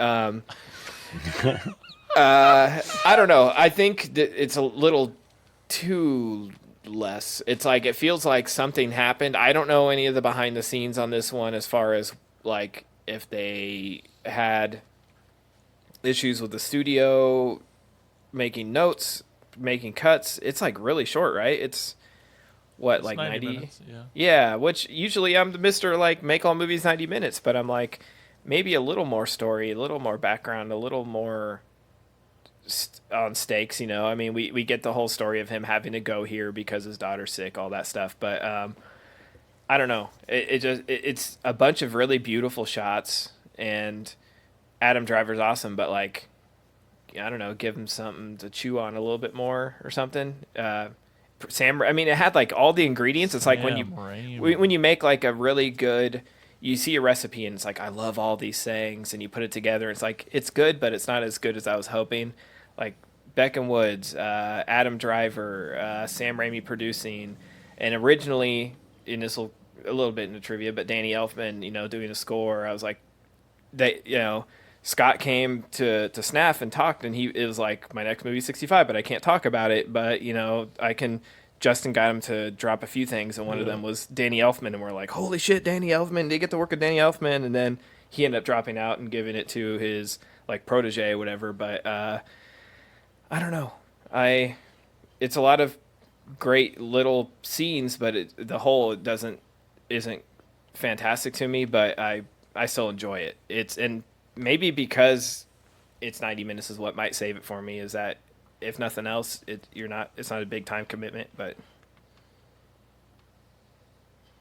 let's go, Brian. Yeah, I mean, I kind of played up how, like, that I really hated this movie. I don't. I'm about where you're at with it, honestly. It's just kind of, okay, it was there. I'd kind of forgotten, because I'd seen it before too, and I'd forgot that there was anything but the main threat creature that's attacking them. Like, I didn't remember that there was an oviraptor in it, for example, or that little armored I'm not sure what it was supposed to be, but it was in the tar pit, you know. And then there's that's like Mike was talking about, that thing in that bit with the cave and the lightning strike. Like, that was really cool. And those are supposed to be some kind of tyrannosaurid. I don't know if they're supposed to be a T-Rex or a Tarbosaurus or a Daspletosaurus or whatever, but the like you said, it's a lot of parts that just don't add up to a particularly captivating whole, especially when there is such a similar movie in 1977's Planet of Dinosaurs, where you get all this kick-ass stop motion, which, again, like Last Dinosaur, is it accurate? Of course not. It's based on 70s science, and it was made for $5. But just like The Last Dinosaur, you know, and when Planet of Dinosaurs has stop motion effects, Last Dinosaur, it's, you know, the guys who made Ultraman monsters making dinosaurs as Ultraman monster suits. Like, yeah, they're not going to look, but when you have modern science and tens of millions of dollars in your budget, like, there are so many. And okay, so the main threat in this is basically a scaled up Lagasuchus, which is an archosaur, but not technically a dinosaur. And the big, okay, so the whole thing of this movie is their ship blowing up is what caused the extinction of the dinosaurs, and the ship was called the Zoic. Nudge, wink. Isn't that clever? Not really. Especially when your main threat is a creature from the Triassic that would have died out a couple 100 million years before this fucking movie takes place. The largest Triassic archosaur was Smock Wawelski, which was discovered in Poland, and it got up to 18 feet long, but it was bipedal. Again, the creature in this, the main threat, the thing that they're like, this is the scariest fucking thing, isn't real. The type of archosaur that Lagasuchus thing is, was a common ancestor that split off into what today would be like crocodilians. Right, so archosaur is this really wide-ranging thing that did include a lot of types of dinosaurs, including theropods that turned into birds nowadays, but I know. Like everyone, I can hear your eyes. Why does glazing it matter over. now in this one? Because I just said a movie that was made with incorrect 70s science for $100 has a lot more and is made with this adorable homemade type of effects technology, gets a lot more leeway from me than a movie that came out 2 years ago that had, what was the budget for this, like 40 or 50 million dollars, something like that. I don't know. Like, Looking. I don't know. I mean, I am curious about the budget too, because It just kind of, like I said, it's not awful. It's just, I've seen a better version of this, and it was made for, you know, a couple $100,000 with a bunch of porn actors who were talked by the producers into deferring their salaries because they needed to spend the money on the effects, and then they never got paid. I do find it like an interesting anomaly that this movie got made at all, because yeah, who makes dinosaur movies nowadays? Well, right. If it's And not that's, with the name Jurassic attached to it, you know? that I will absolutely give it credit for that, because it seems like, and it might be, well, this movie didn't exactly bomb. Like, I think it made more than its budget, but not enough 60. to be considered really nice. successful. Yeah. No, but at the same time, could they have expected it to be like a big? That's the thing. I don't know if I wouldn't think because anybody the involved. Jurassic movies are, and who doesn't love dinosaurs? And that's something that pisses me off about the last few Jurassic movies, is they all have to invent new dinosaurs. I think that, well, It's no, like Dominion Mike and didn't. Superheroes. Dominion had all actual There's dinosaurs. So many good ones. But it's just it's like people are amazed. Like, if a deer walks through our backyard, we're like, holy shit, there's a deer. So, and people still go to zoos. So don't give me the shit that people are going to get sick of regular dinosaurs and you have to make them monsters, right? Like, Jurassic should not have the stranglehold on dinosaur movies. There should be tons of them. They should all make a bunch of money. This should have made a bunch of money, because it's got, even if some of them are wrong, it's got dinosaurs in it. That should, you know. Why is there not a live action Dino Riders movie? Oh, come That's on. that's been teased a bunch of times, and I still like that. That should be a fucking license to print money. But yeah, for some reason it just didn't. And maybe it's because you don't care if this kid gets home. Is that it? Right. You don't care about kids? No, not really. Yeah, I realized that once I started talking. I forgot to say one thing that I had forgotten watching it this time, that they tell you right out of the gate that it's Earth. For some reason, I had in my mind that that was a reveal at the end. And but I'm glad that they do tell you right away, because anybody watching this movie is going to be sitting there this whole time, not paying attention and saying, "Oh, this is just going to be Earth," you know, thinking that they're smarter than the movie, kind of thing. So I'm glad they just, like, right out of the gate, "Hey, this is Earth."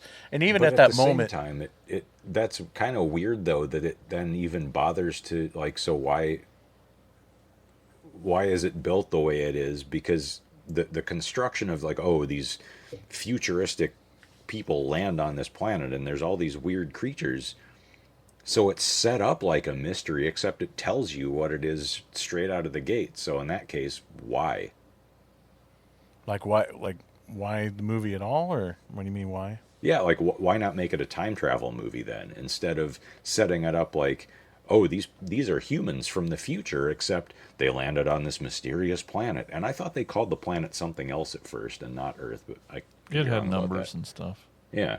Yeah. Oh, I don't think they're from the future. No, they're not. Just aliens They're just that look like aliens, humans. Yeah. Yeah. And well, and you know, and we were all kids once, right? We all played Spaceman. We all played dinosaurs. We ever wanted to combine the both, and this movie does it, and that's what is it's just fun. It's just fun.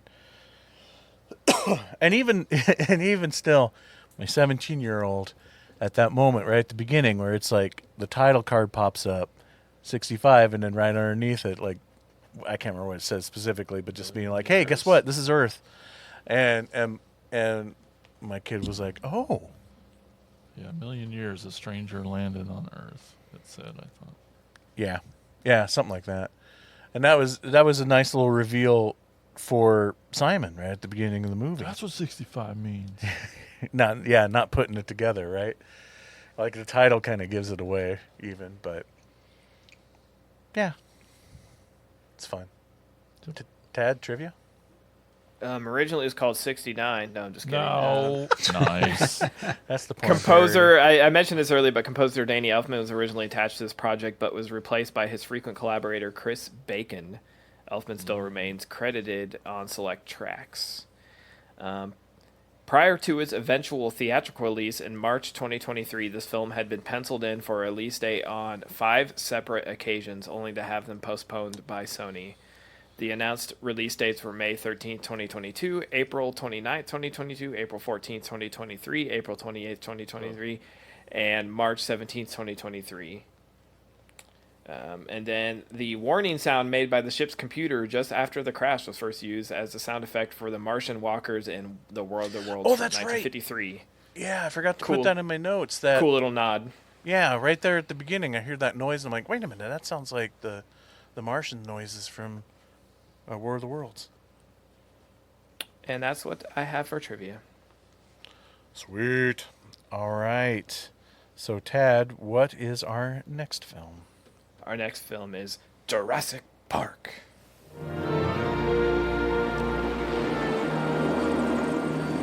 There it is. Welcome to Jurassic Park. We've made living biological attractions so astounding that they'll capture the imagination of the entire planet. The most phenomenal discovery of our time. How'd you do this? Becomes the greatest adventure of all time. Can I touch it? Sure. Universal Pictures presents You feel that? Hold on to your butts. a Steven Spielberg film. Fences are failing all over the park. Yeah, that's nice. Gotta go. An adventure. I can't get Jurassic Park back online. 65 million years in the making. Jurassic Park.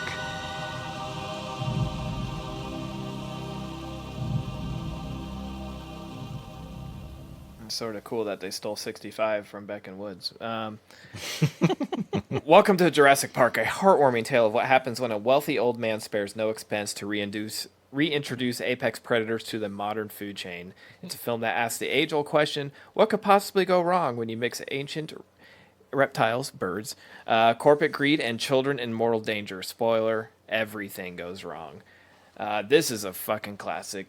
Came out in 93, so I did not see this in theaters because I would have been 8 years old. Shut your mouth. But yeah, I saw it on home video, obviously, and loved it because the same reasons you love all Spielberg movies. They capture that like childish wonderment, but also have really good scares. Rewatching this now after seeing Jaws so many times, it's been maybe a couple of years since I watched this. It's just like things he does so perfectly of the, you know, Laura Dern in the whatever closet thing, and the arm falls on her shoulder and she pulls out and it's an actual arm off the body, is so much of like the head coming out of the boat in Jaws. Yeah. Just so many things I recognize, but Spielberg is just a fucking master. And hearing that score, just again, goosebumps, you know, watching it, goosebumps. I love Jurassic Park.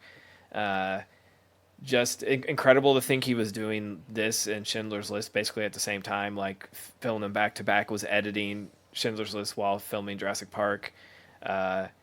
Crazy, but this still holds up.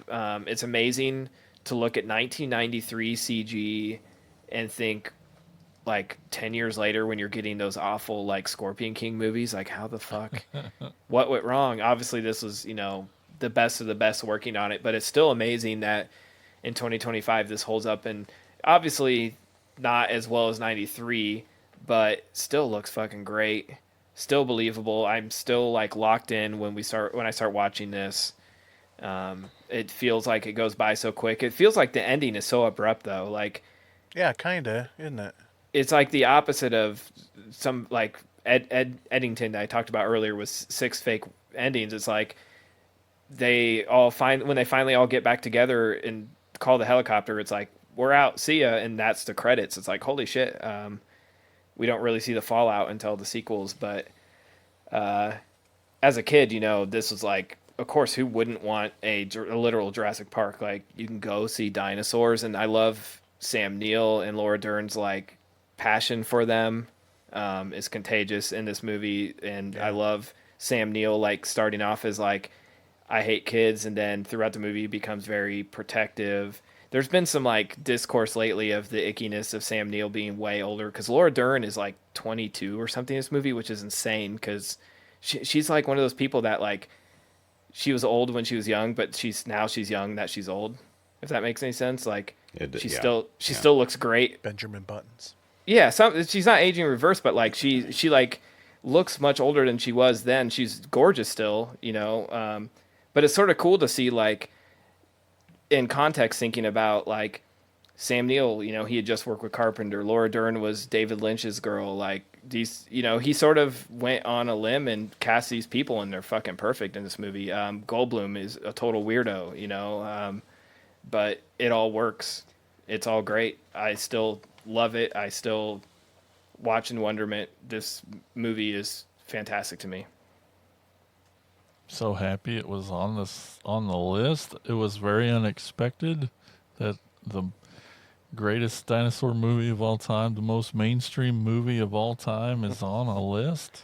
Well, number one, I feel like the first time we do a dinosaur topic, you got to include a Jurassic movie.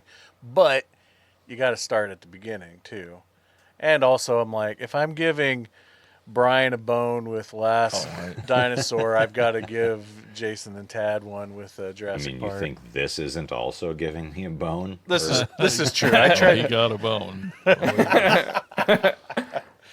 Gotta think about my words. Yeah, you just said you were a good talker.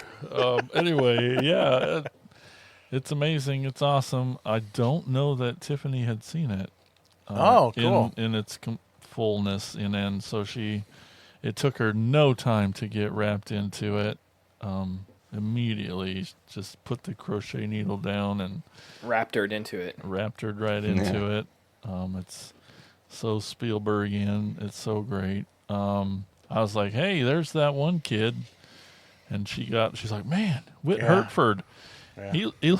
He's as a kid he looks like he's a psychopath. What? Yeah. He's not changed at all now. He hasn't. It was so good. I don't know what to say about it. First time watch.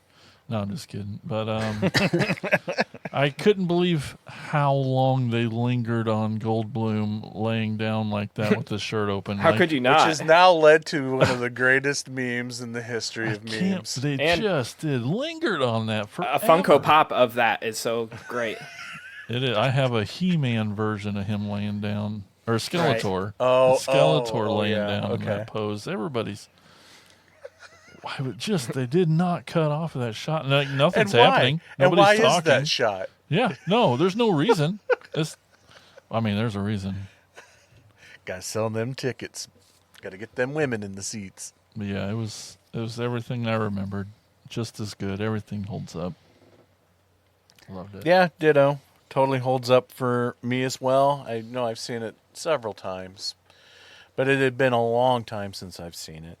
I do want to point out one complaint, one thing that really caught my attention this time, and that is we get halfway through the movie and the action is going and things are happening, and then we get one tiny little character trait in a forced exposition dialogue that the girl that she calls herself a computer hacker. Which then comes into play in the third act when she saves the day by hacking the computer. Turning all the systems back on, yeah. That was such, I don't know, conveniently shitty writing. It almost felt like it was so forced in there, that line of dialogue. It almost felt like they got halfway through shooting and be like, oh shit, we forgot to set up that she's a computer hacker.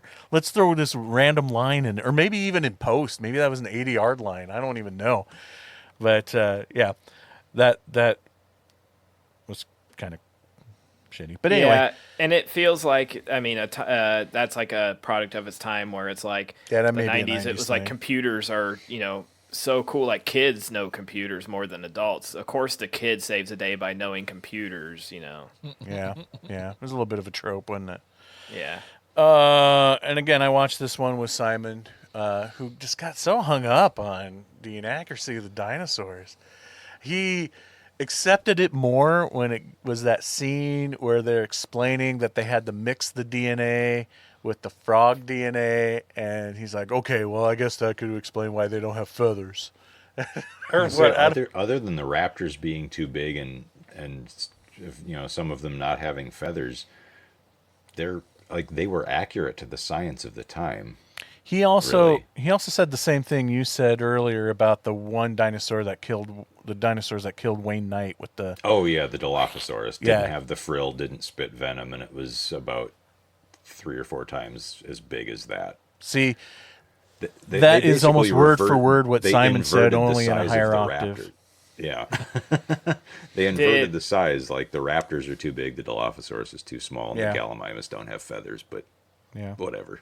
Did Simon, was this hyped up for all this time? Was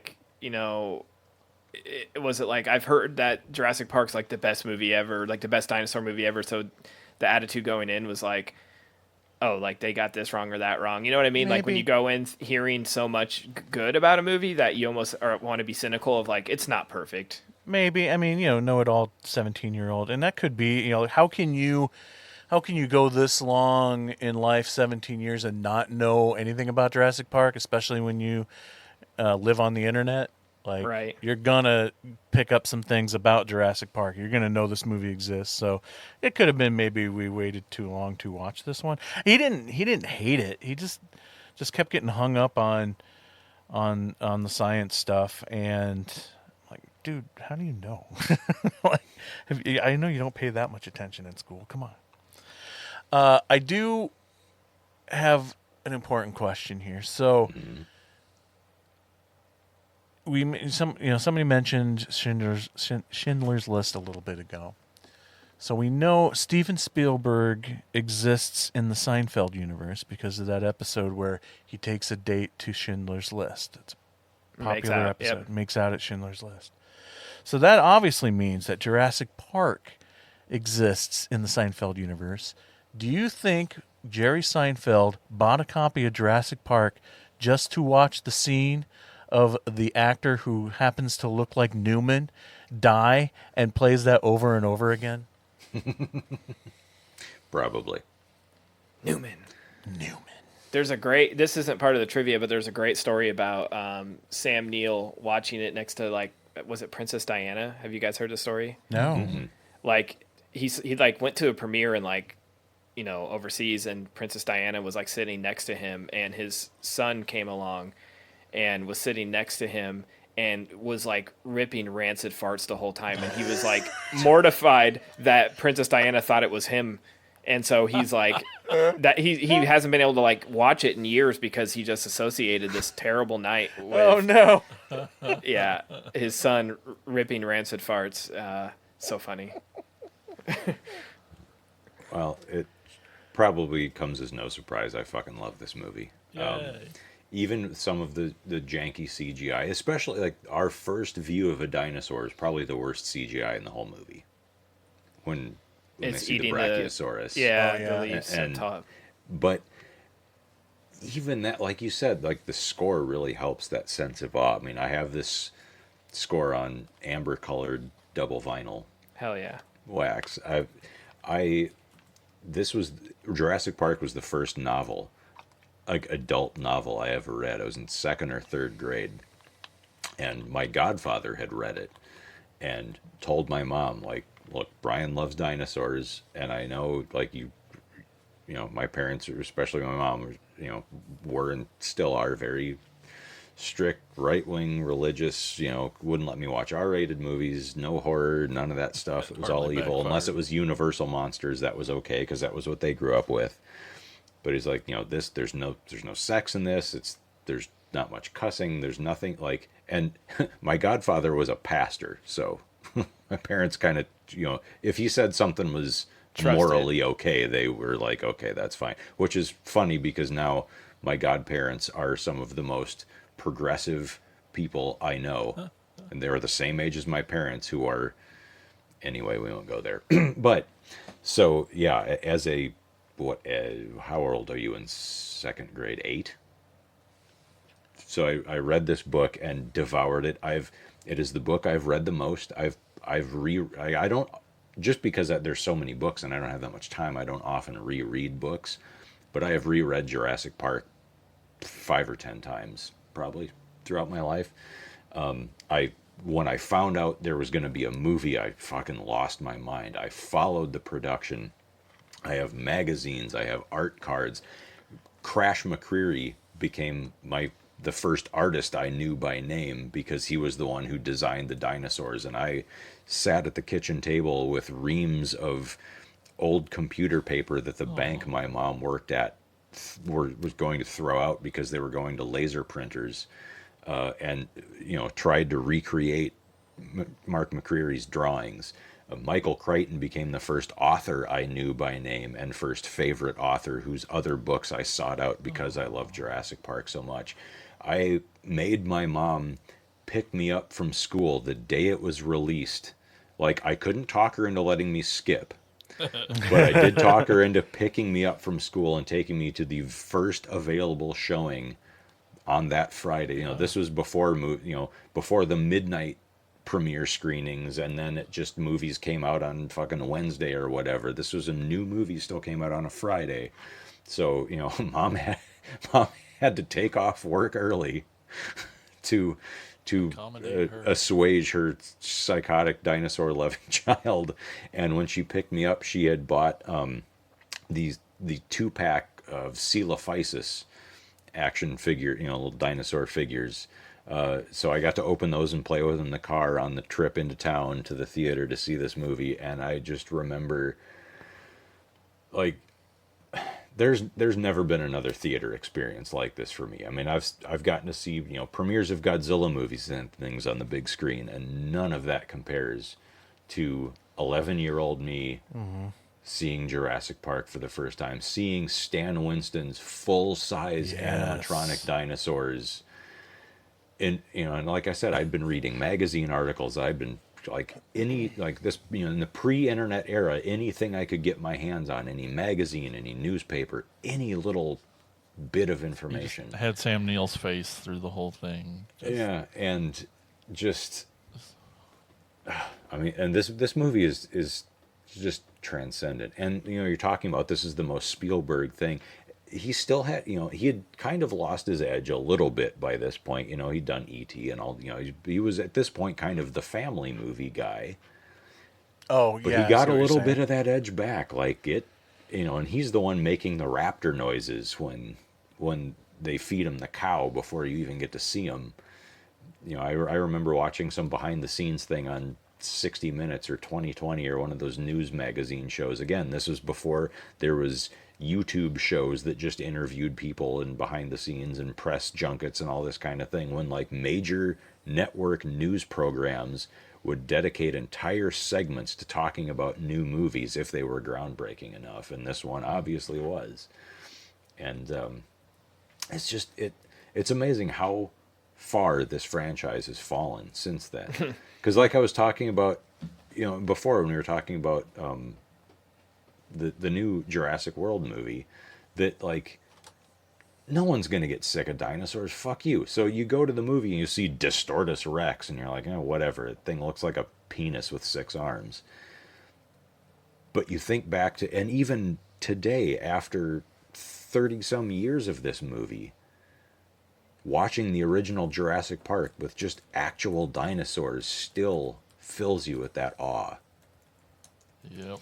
Isn't it true, though, that they, out of the gate, wanted to go beyond normal dinosaurs? Wasn't this the movie that they wanted to do, or at one point there was conceptual art made of like a a dinosaur-human hybrid? No, that was John Sayles' script for part 4. Oh, okay. That came after, yeah. So we got through 3 movies before they started going that way, and then John Sayles wrote this absolutely insane script that they still haven't had the guts to go that far with it. Like, if they're gonna do this weird hybrid shit, fucking nut up and do that.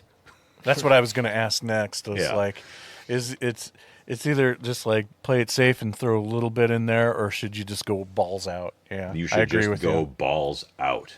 Yeah, If you're that'd gonna be make so shit cool. up, make shit Probably would up. be on the Like so when this came out on VHS, we had a Sam Goody in our mall. So I went there, and they had this deal going where if you pre-ordered the VHS, you got this special poster that showed all the dinosaurs in the movie, like kind of in silhouette and a size scale thing. I still have that in a frame. Aw, that's awesome. Because of course I had to go and pre-order this fucking movie. And this was in the days when a movie came out in the theaters, and then you had to wait like a year for it to come out on tape. It wasn't, on Blu-ray a month later. And just... I used to work at Sam Goody. Do you want me to autograph that poster for you?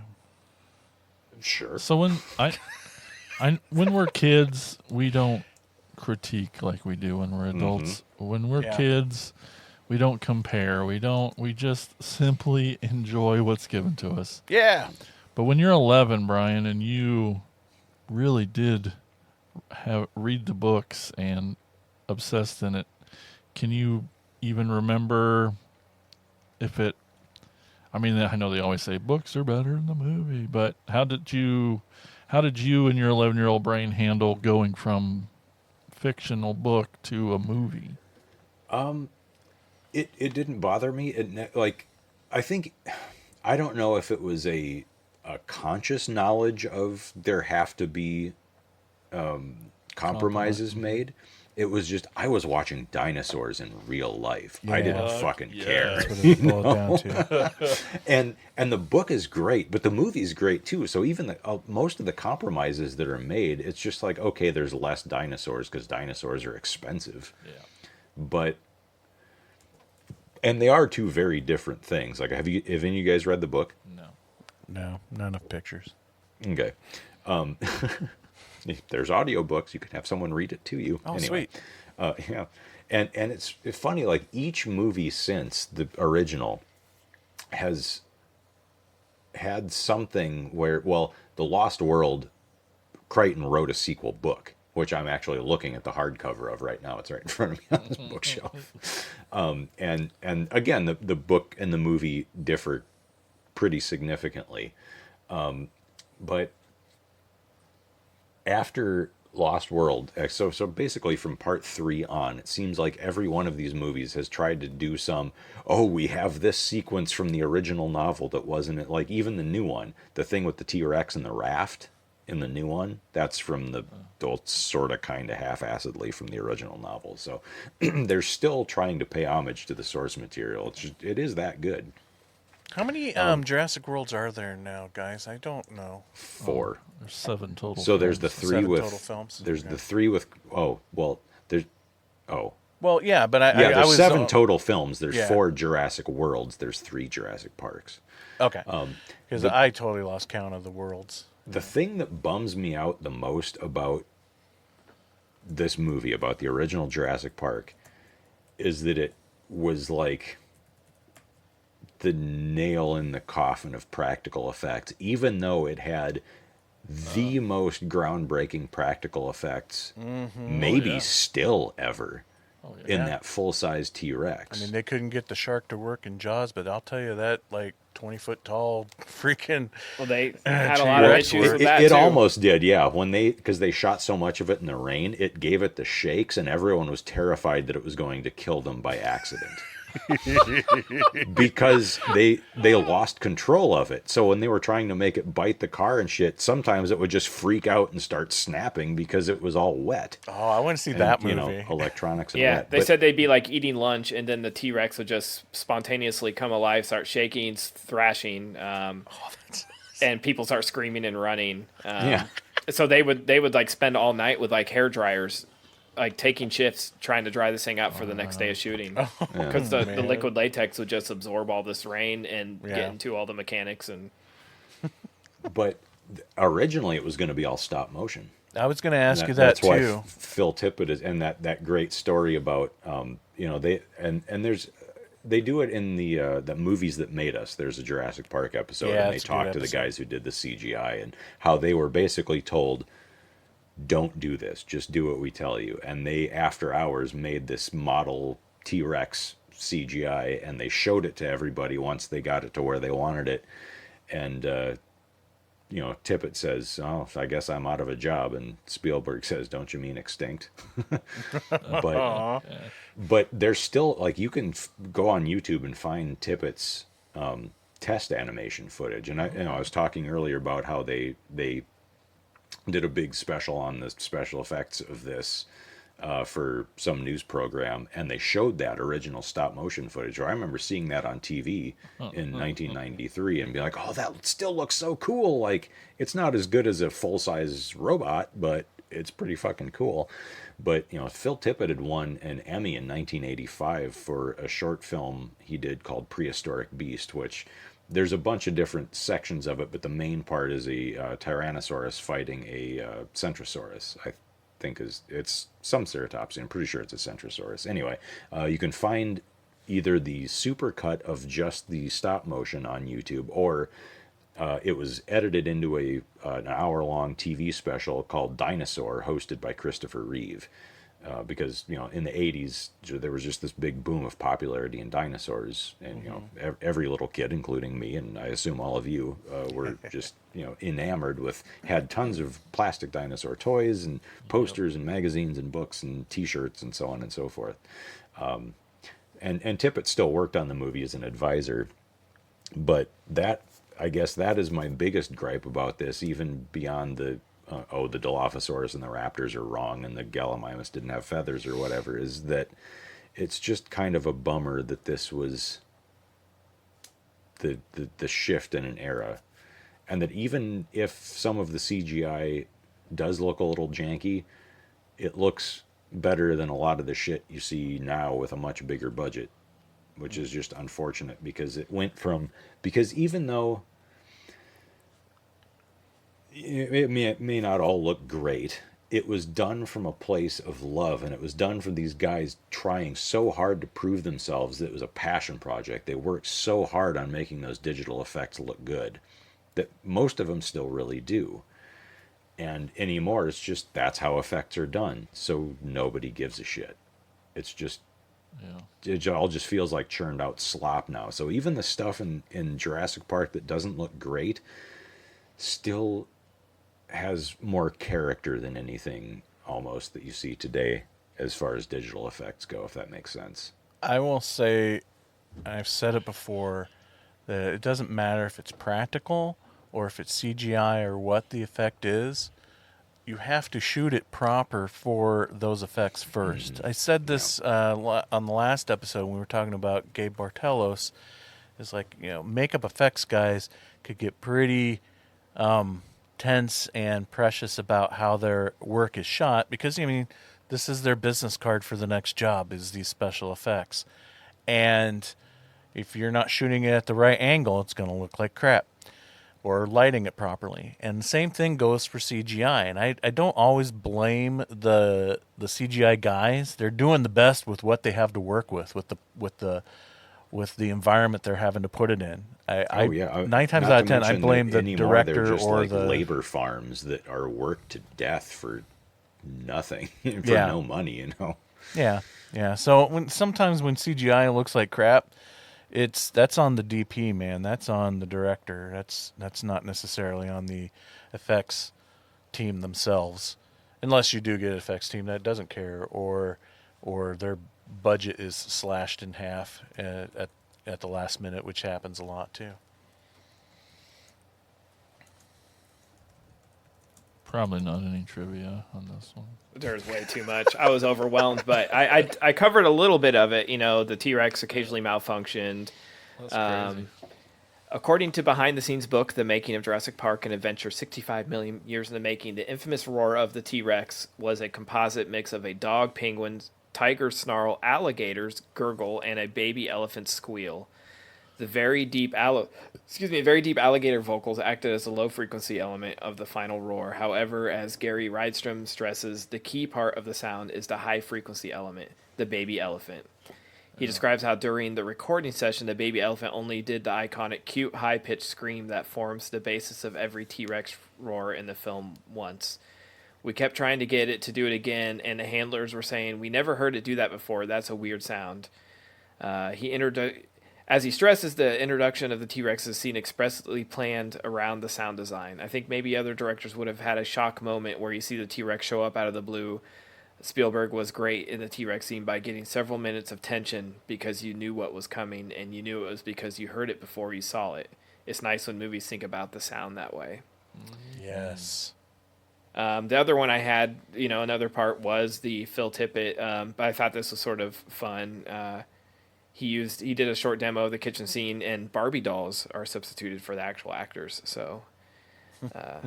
and this is just a weird bit I found interesting. James Cameron said in an interview he wanted to do the movie, and he wanted to cast Arnold Schwarzenegger as Grant, Bill Paxton as Malcolm, and Charlton Heston as Hammond. Fuck. Spielberg considered Richard Dreyfuss from Jaws and Close Encounters for the role of Dr. Alan Grant, but did not go with him. So I think they got everyone exactly right the way it is. Yeah. I saw he also offered the role of Hammond to Sean Connery, and he turned it down. Yeah, that's good. Yeah, I agree. I think in the case of, Hammond's kind of a douchebag in the book, but in the case of the movie, he sort of needs to be that lovable Santa grandpa. Yeah. He's Walt Disney. Yeah. And Connery I love Sean Connery as an actor, but he's just too gruff and buff and spiky. I don't know. Yeah. All right. There you have it, folks. But it's time now to find out the best of the best. Kill. It's the kill of the episode. What's everybody's favorite kill? I feel like this is going to be an easy one because there's not a lot of kills in these movies. At least not human kills. So, Jason, what is your favorite kill of the films from this episode? I knew it right away. Hopefully I don't take everybody's, but my favorite was the guy on the toilet in Jurassic Park. Yeah, is that unanimous? That was mine. I see it. Well, that's a lawyer. Clever girl. That's pretty fucking great too. Oh yeah, there you go. He almost admires dying. You know what I mean? Like I got had. That's on me, but he admires the hunting skill. Yeah. Yeah, that's pretty epic too. Of course, it goes to Jurassic Park as a whole, right? Because there's not much in the other two, but I guess my other option would be the doctor getting stepped on in The Last Dinosaur. But anytime there's a good stomping, yep. Yeah, that was mine too, as the lawyer on the toilet. Yep. Okay. There you have it, folks. We're going to take a quick break, but when we come back, we're going to finish off the show with our final two segments. But first, you're going to hear a promo for our podcast network, the Prescribed Films Podcast Network. The PFPN is home to so many great shows, such as Brett and Tony with Ash and Abe, which is a podcast where four friends come together to discuss a set topic and then go randomly off topic in ways we never imagined.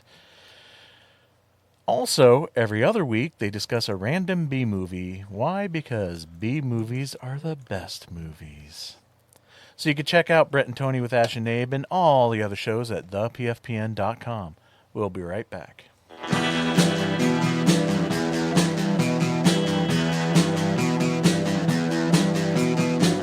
You're listening to the Prescribed Films Podcast Network, home to hundreds of hours of free podcast entertainment. The shows on this network all have a common goal, providing you with the best discussions about movies and other forms of entertainment media. The PFPN hopes to fill your earholes with audio joy. Visit our website with links to all the other amazing shows at www.thepffpn.com. Thanks for listening.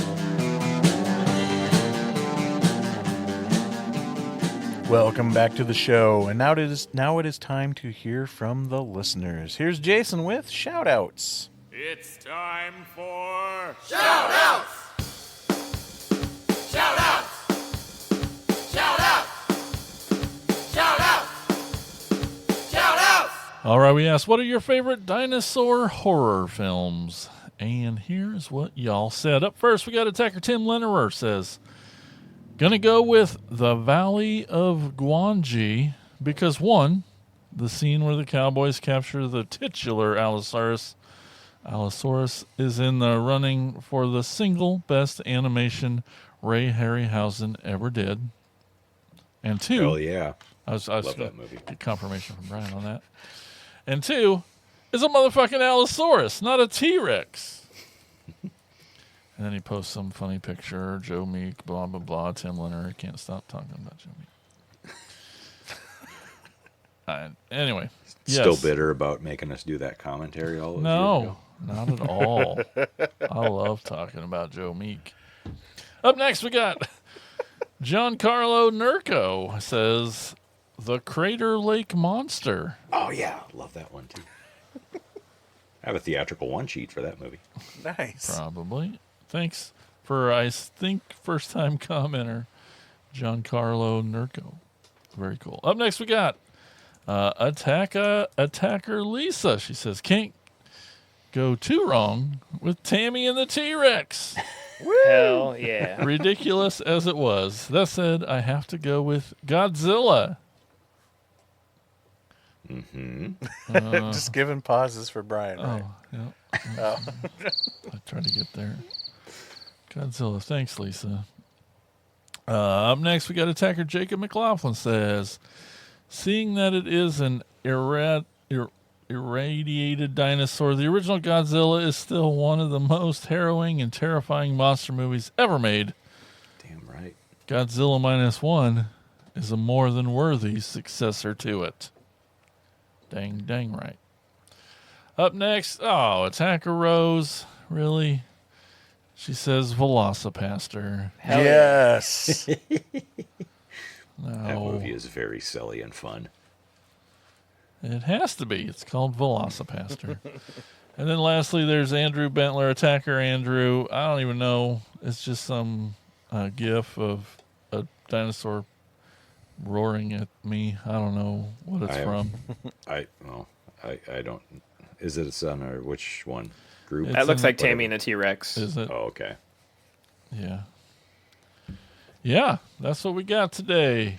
So don't votes for Carnosaur? Come on. Yeah, nobody gives a crap about Carnosaur. Invisible Raptor. God damn it. What else did they forget? Invisible Raptor. Never saw that one, Ted.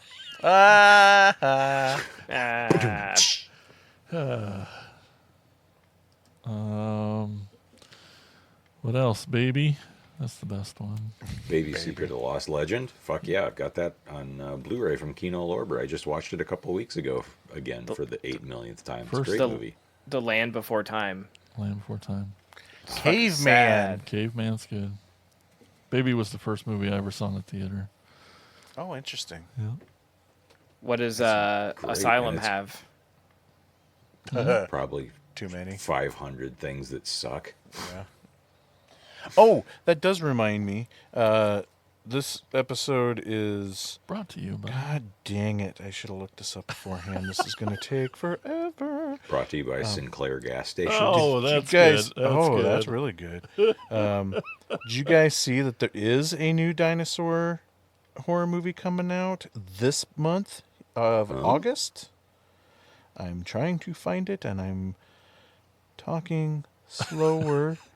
So, Jason, are you a fan of Baby then, Jason? Oh, still? yeah. Okay, hell yeah. I love it, It's man. got some fantastic effects, and it's kind of unhinged at the end. Like, it's really Primitive violent. War? Yes, Primitive War. Oh, yeah. Yeah, it's based on a comic book. Did you guys see the trailer? Mm-hmm. Okay. I was going to send it. Cautiously optimistic. Yeah, the trailer looked good. I saw the trailer when I was programming this episode. I'm like, oh, this actually looks pretty decent. And I'm like, oh, it's not out yet. Ah, dang. My guy I know from G-Fest, Avery, is a publicist on that movie. So he actually does a lot of work with the SRS Cinema stuff, too. Their kaiju titles. Oh, cool. Do you guys remember the 90s TV show Dinosaurs? Yep. Hell yeah. With one of the greatest darkest endings. ending I was going to just say, yes. yeah, fucking, oh my gosh, heartbreaking. Jason, do you know the ending of that series? I don't know if I do. It ends on the Ice Age. The asteroid hits. Or the asteroid, yeah. So they all know they're going to die at the end of the episode. The family sitting around. They're watching the news broadcast of the asteroid approaching and hugging each other as the light gets brighter and brighter. Wow. It's that fucked up. It's like the baby's like, "Are we gonna die?" And he's like, "Well, yep. you know, we aren't gonna live." That's a comedy. Yeah. Imagine, yeah. I don't remember watching as a kid, but I watched the show as a kid. I watched that religiously. But I did too, but I don't remember the finale. So one of the two darkest endings to a sitcom featuring puppets ever. First one being Alf. Yeah. At the end of Alf, he gets kidnapped by the government.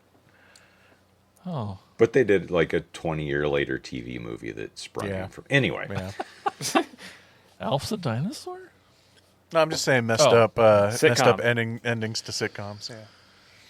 Well, all right. Don't forget that you can also leave us a voicemail. You just give us a call at 415-952-6857. That's 415-95-AOTKP. Leave us a voicemail. We'll play it on the show. We like that too. But this has been Shoutouts. Hey guys, so why is it so easy to beat Dinosaurus at poker? Why? Why? Because it always has a terrible hand. Cricket noise. Trust me, it's funny. Anyway, here's Mike with Insane's Picks.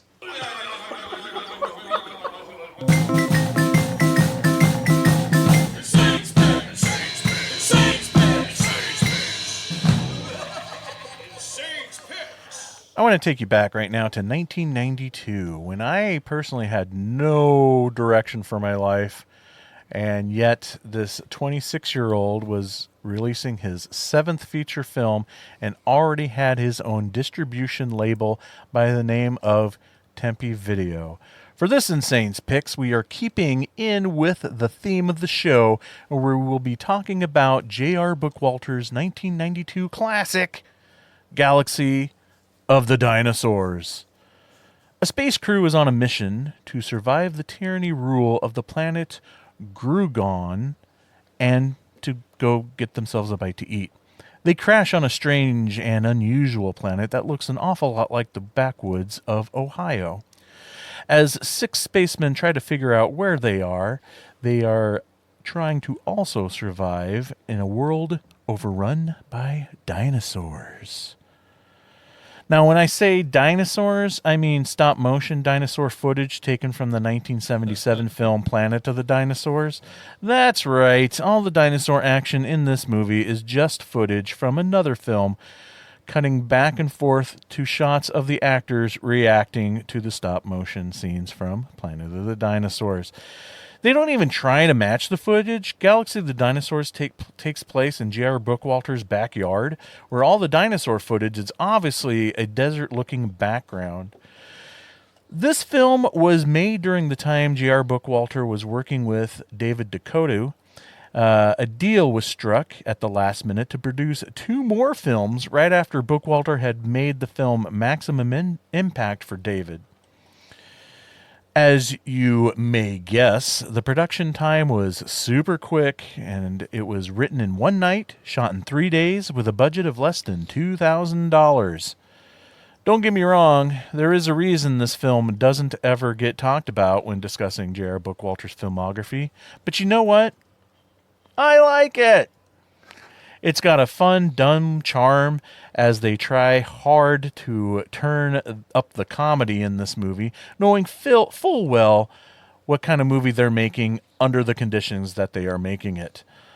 Like the scene where the guy in the Hawaiian shirt, who is always hungry, gets attacked by a brontosaurus, only to cut back later to the dinosaur's half-dead eaten body, which seems to tell us that the guy had eaten him before it ate him. The movie even has a Planet of the Apes ending where our remaining two heroes, I'm going to spoil it for you. Oh. Our remaining two heroes realize that they are actually on Earth, and they scream, "You blew it up! You blew it all up!" as they come across not the Statue of Liberty, but a McDonald's golden arch buried into the ground. Only an hour and a half, or only an hour and 10 minutes, not even an hour and a half, only an hour and 10 minutes long. You can find it on Tubi and YouTube. I highly recommend checking out Galaxy of the Dinosaurs. Well, you may recommend it, but JR doesn't. When I saw him at the Dead Next Door screening last year up in Minneapolis, he had a rack of movies for sale and like a bunch of different Blu-rays and that this package of stuff that he did as work for hire. That was one of them on the rack. And I was like, I didn't know you made a dinosaur movie. And he's like, yeah, don't get that one. I mean, it's the equivalent of movies that any of us would have made in high school. It literally looks like it is shot in somebody's backyard. And, you know, the footage does not match at all. But again, like I said, it's got a charm to it. I think it's fun. And I one of these days, I think I might do kind of a lesson in Insane Spics on what makes a movie like this enjoyable versus a movie that of the same quality that has come out maybe in the last 10 to 15 years, like a Dustin Ferguson film, and why that doesn't work. Because this movie is just nothing but padded people walking through these trees, and then, they come across a dinosaur. Well, they just give exposition and tell dumb jokes, basically. And it does work because it is only an hour and 10 minutes. Anything longer, then it'd be like, ugh. But yeah, one of these days, I think I might start a class on Insane Spics, not necessarily talk about one particular movie, but what makes an Insane Spic good and other films of its ilk not so good. Cool. I'd take that class. Have you seen Galaxy of the Dinosaurs? I haven't. I've seen Planet of the Dinosaurs about 1,000,000 times. Yeah, so you've seen half of Galaxy of the Dinosaurs. I even have I can't remember if it's Spanish or Italian one sheet for Planet of the Dinosaurs. Nice. All right, so there you go, folks. As we wrap up, I want to take a moment to mention the upcoming showing of the original Fright Night at the Capitol Theater in Burlington, Iowa. The showing is on Saturday, September 6th at 7 p.m. The screening is free, so you better come. We'll see you there. So that is it for this episode of Attack of the Killer Podcast. If you want to follow more of us, you can find us on X, Facebook, TikTok, Threads. Subscribe to our YouTube channel. Discord. Again, get in there. Last chance to enter our contest. You have even less time now than you did at the beginning of the episode, so you need to get it done. And also leave us reviews on Apple Podcast. Only if you like us. So that is it for this episode. We'll talk to you next time on Attack of the Killer Podcast. Oh no, could this be the end of? Attack of the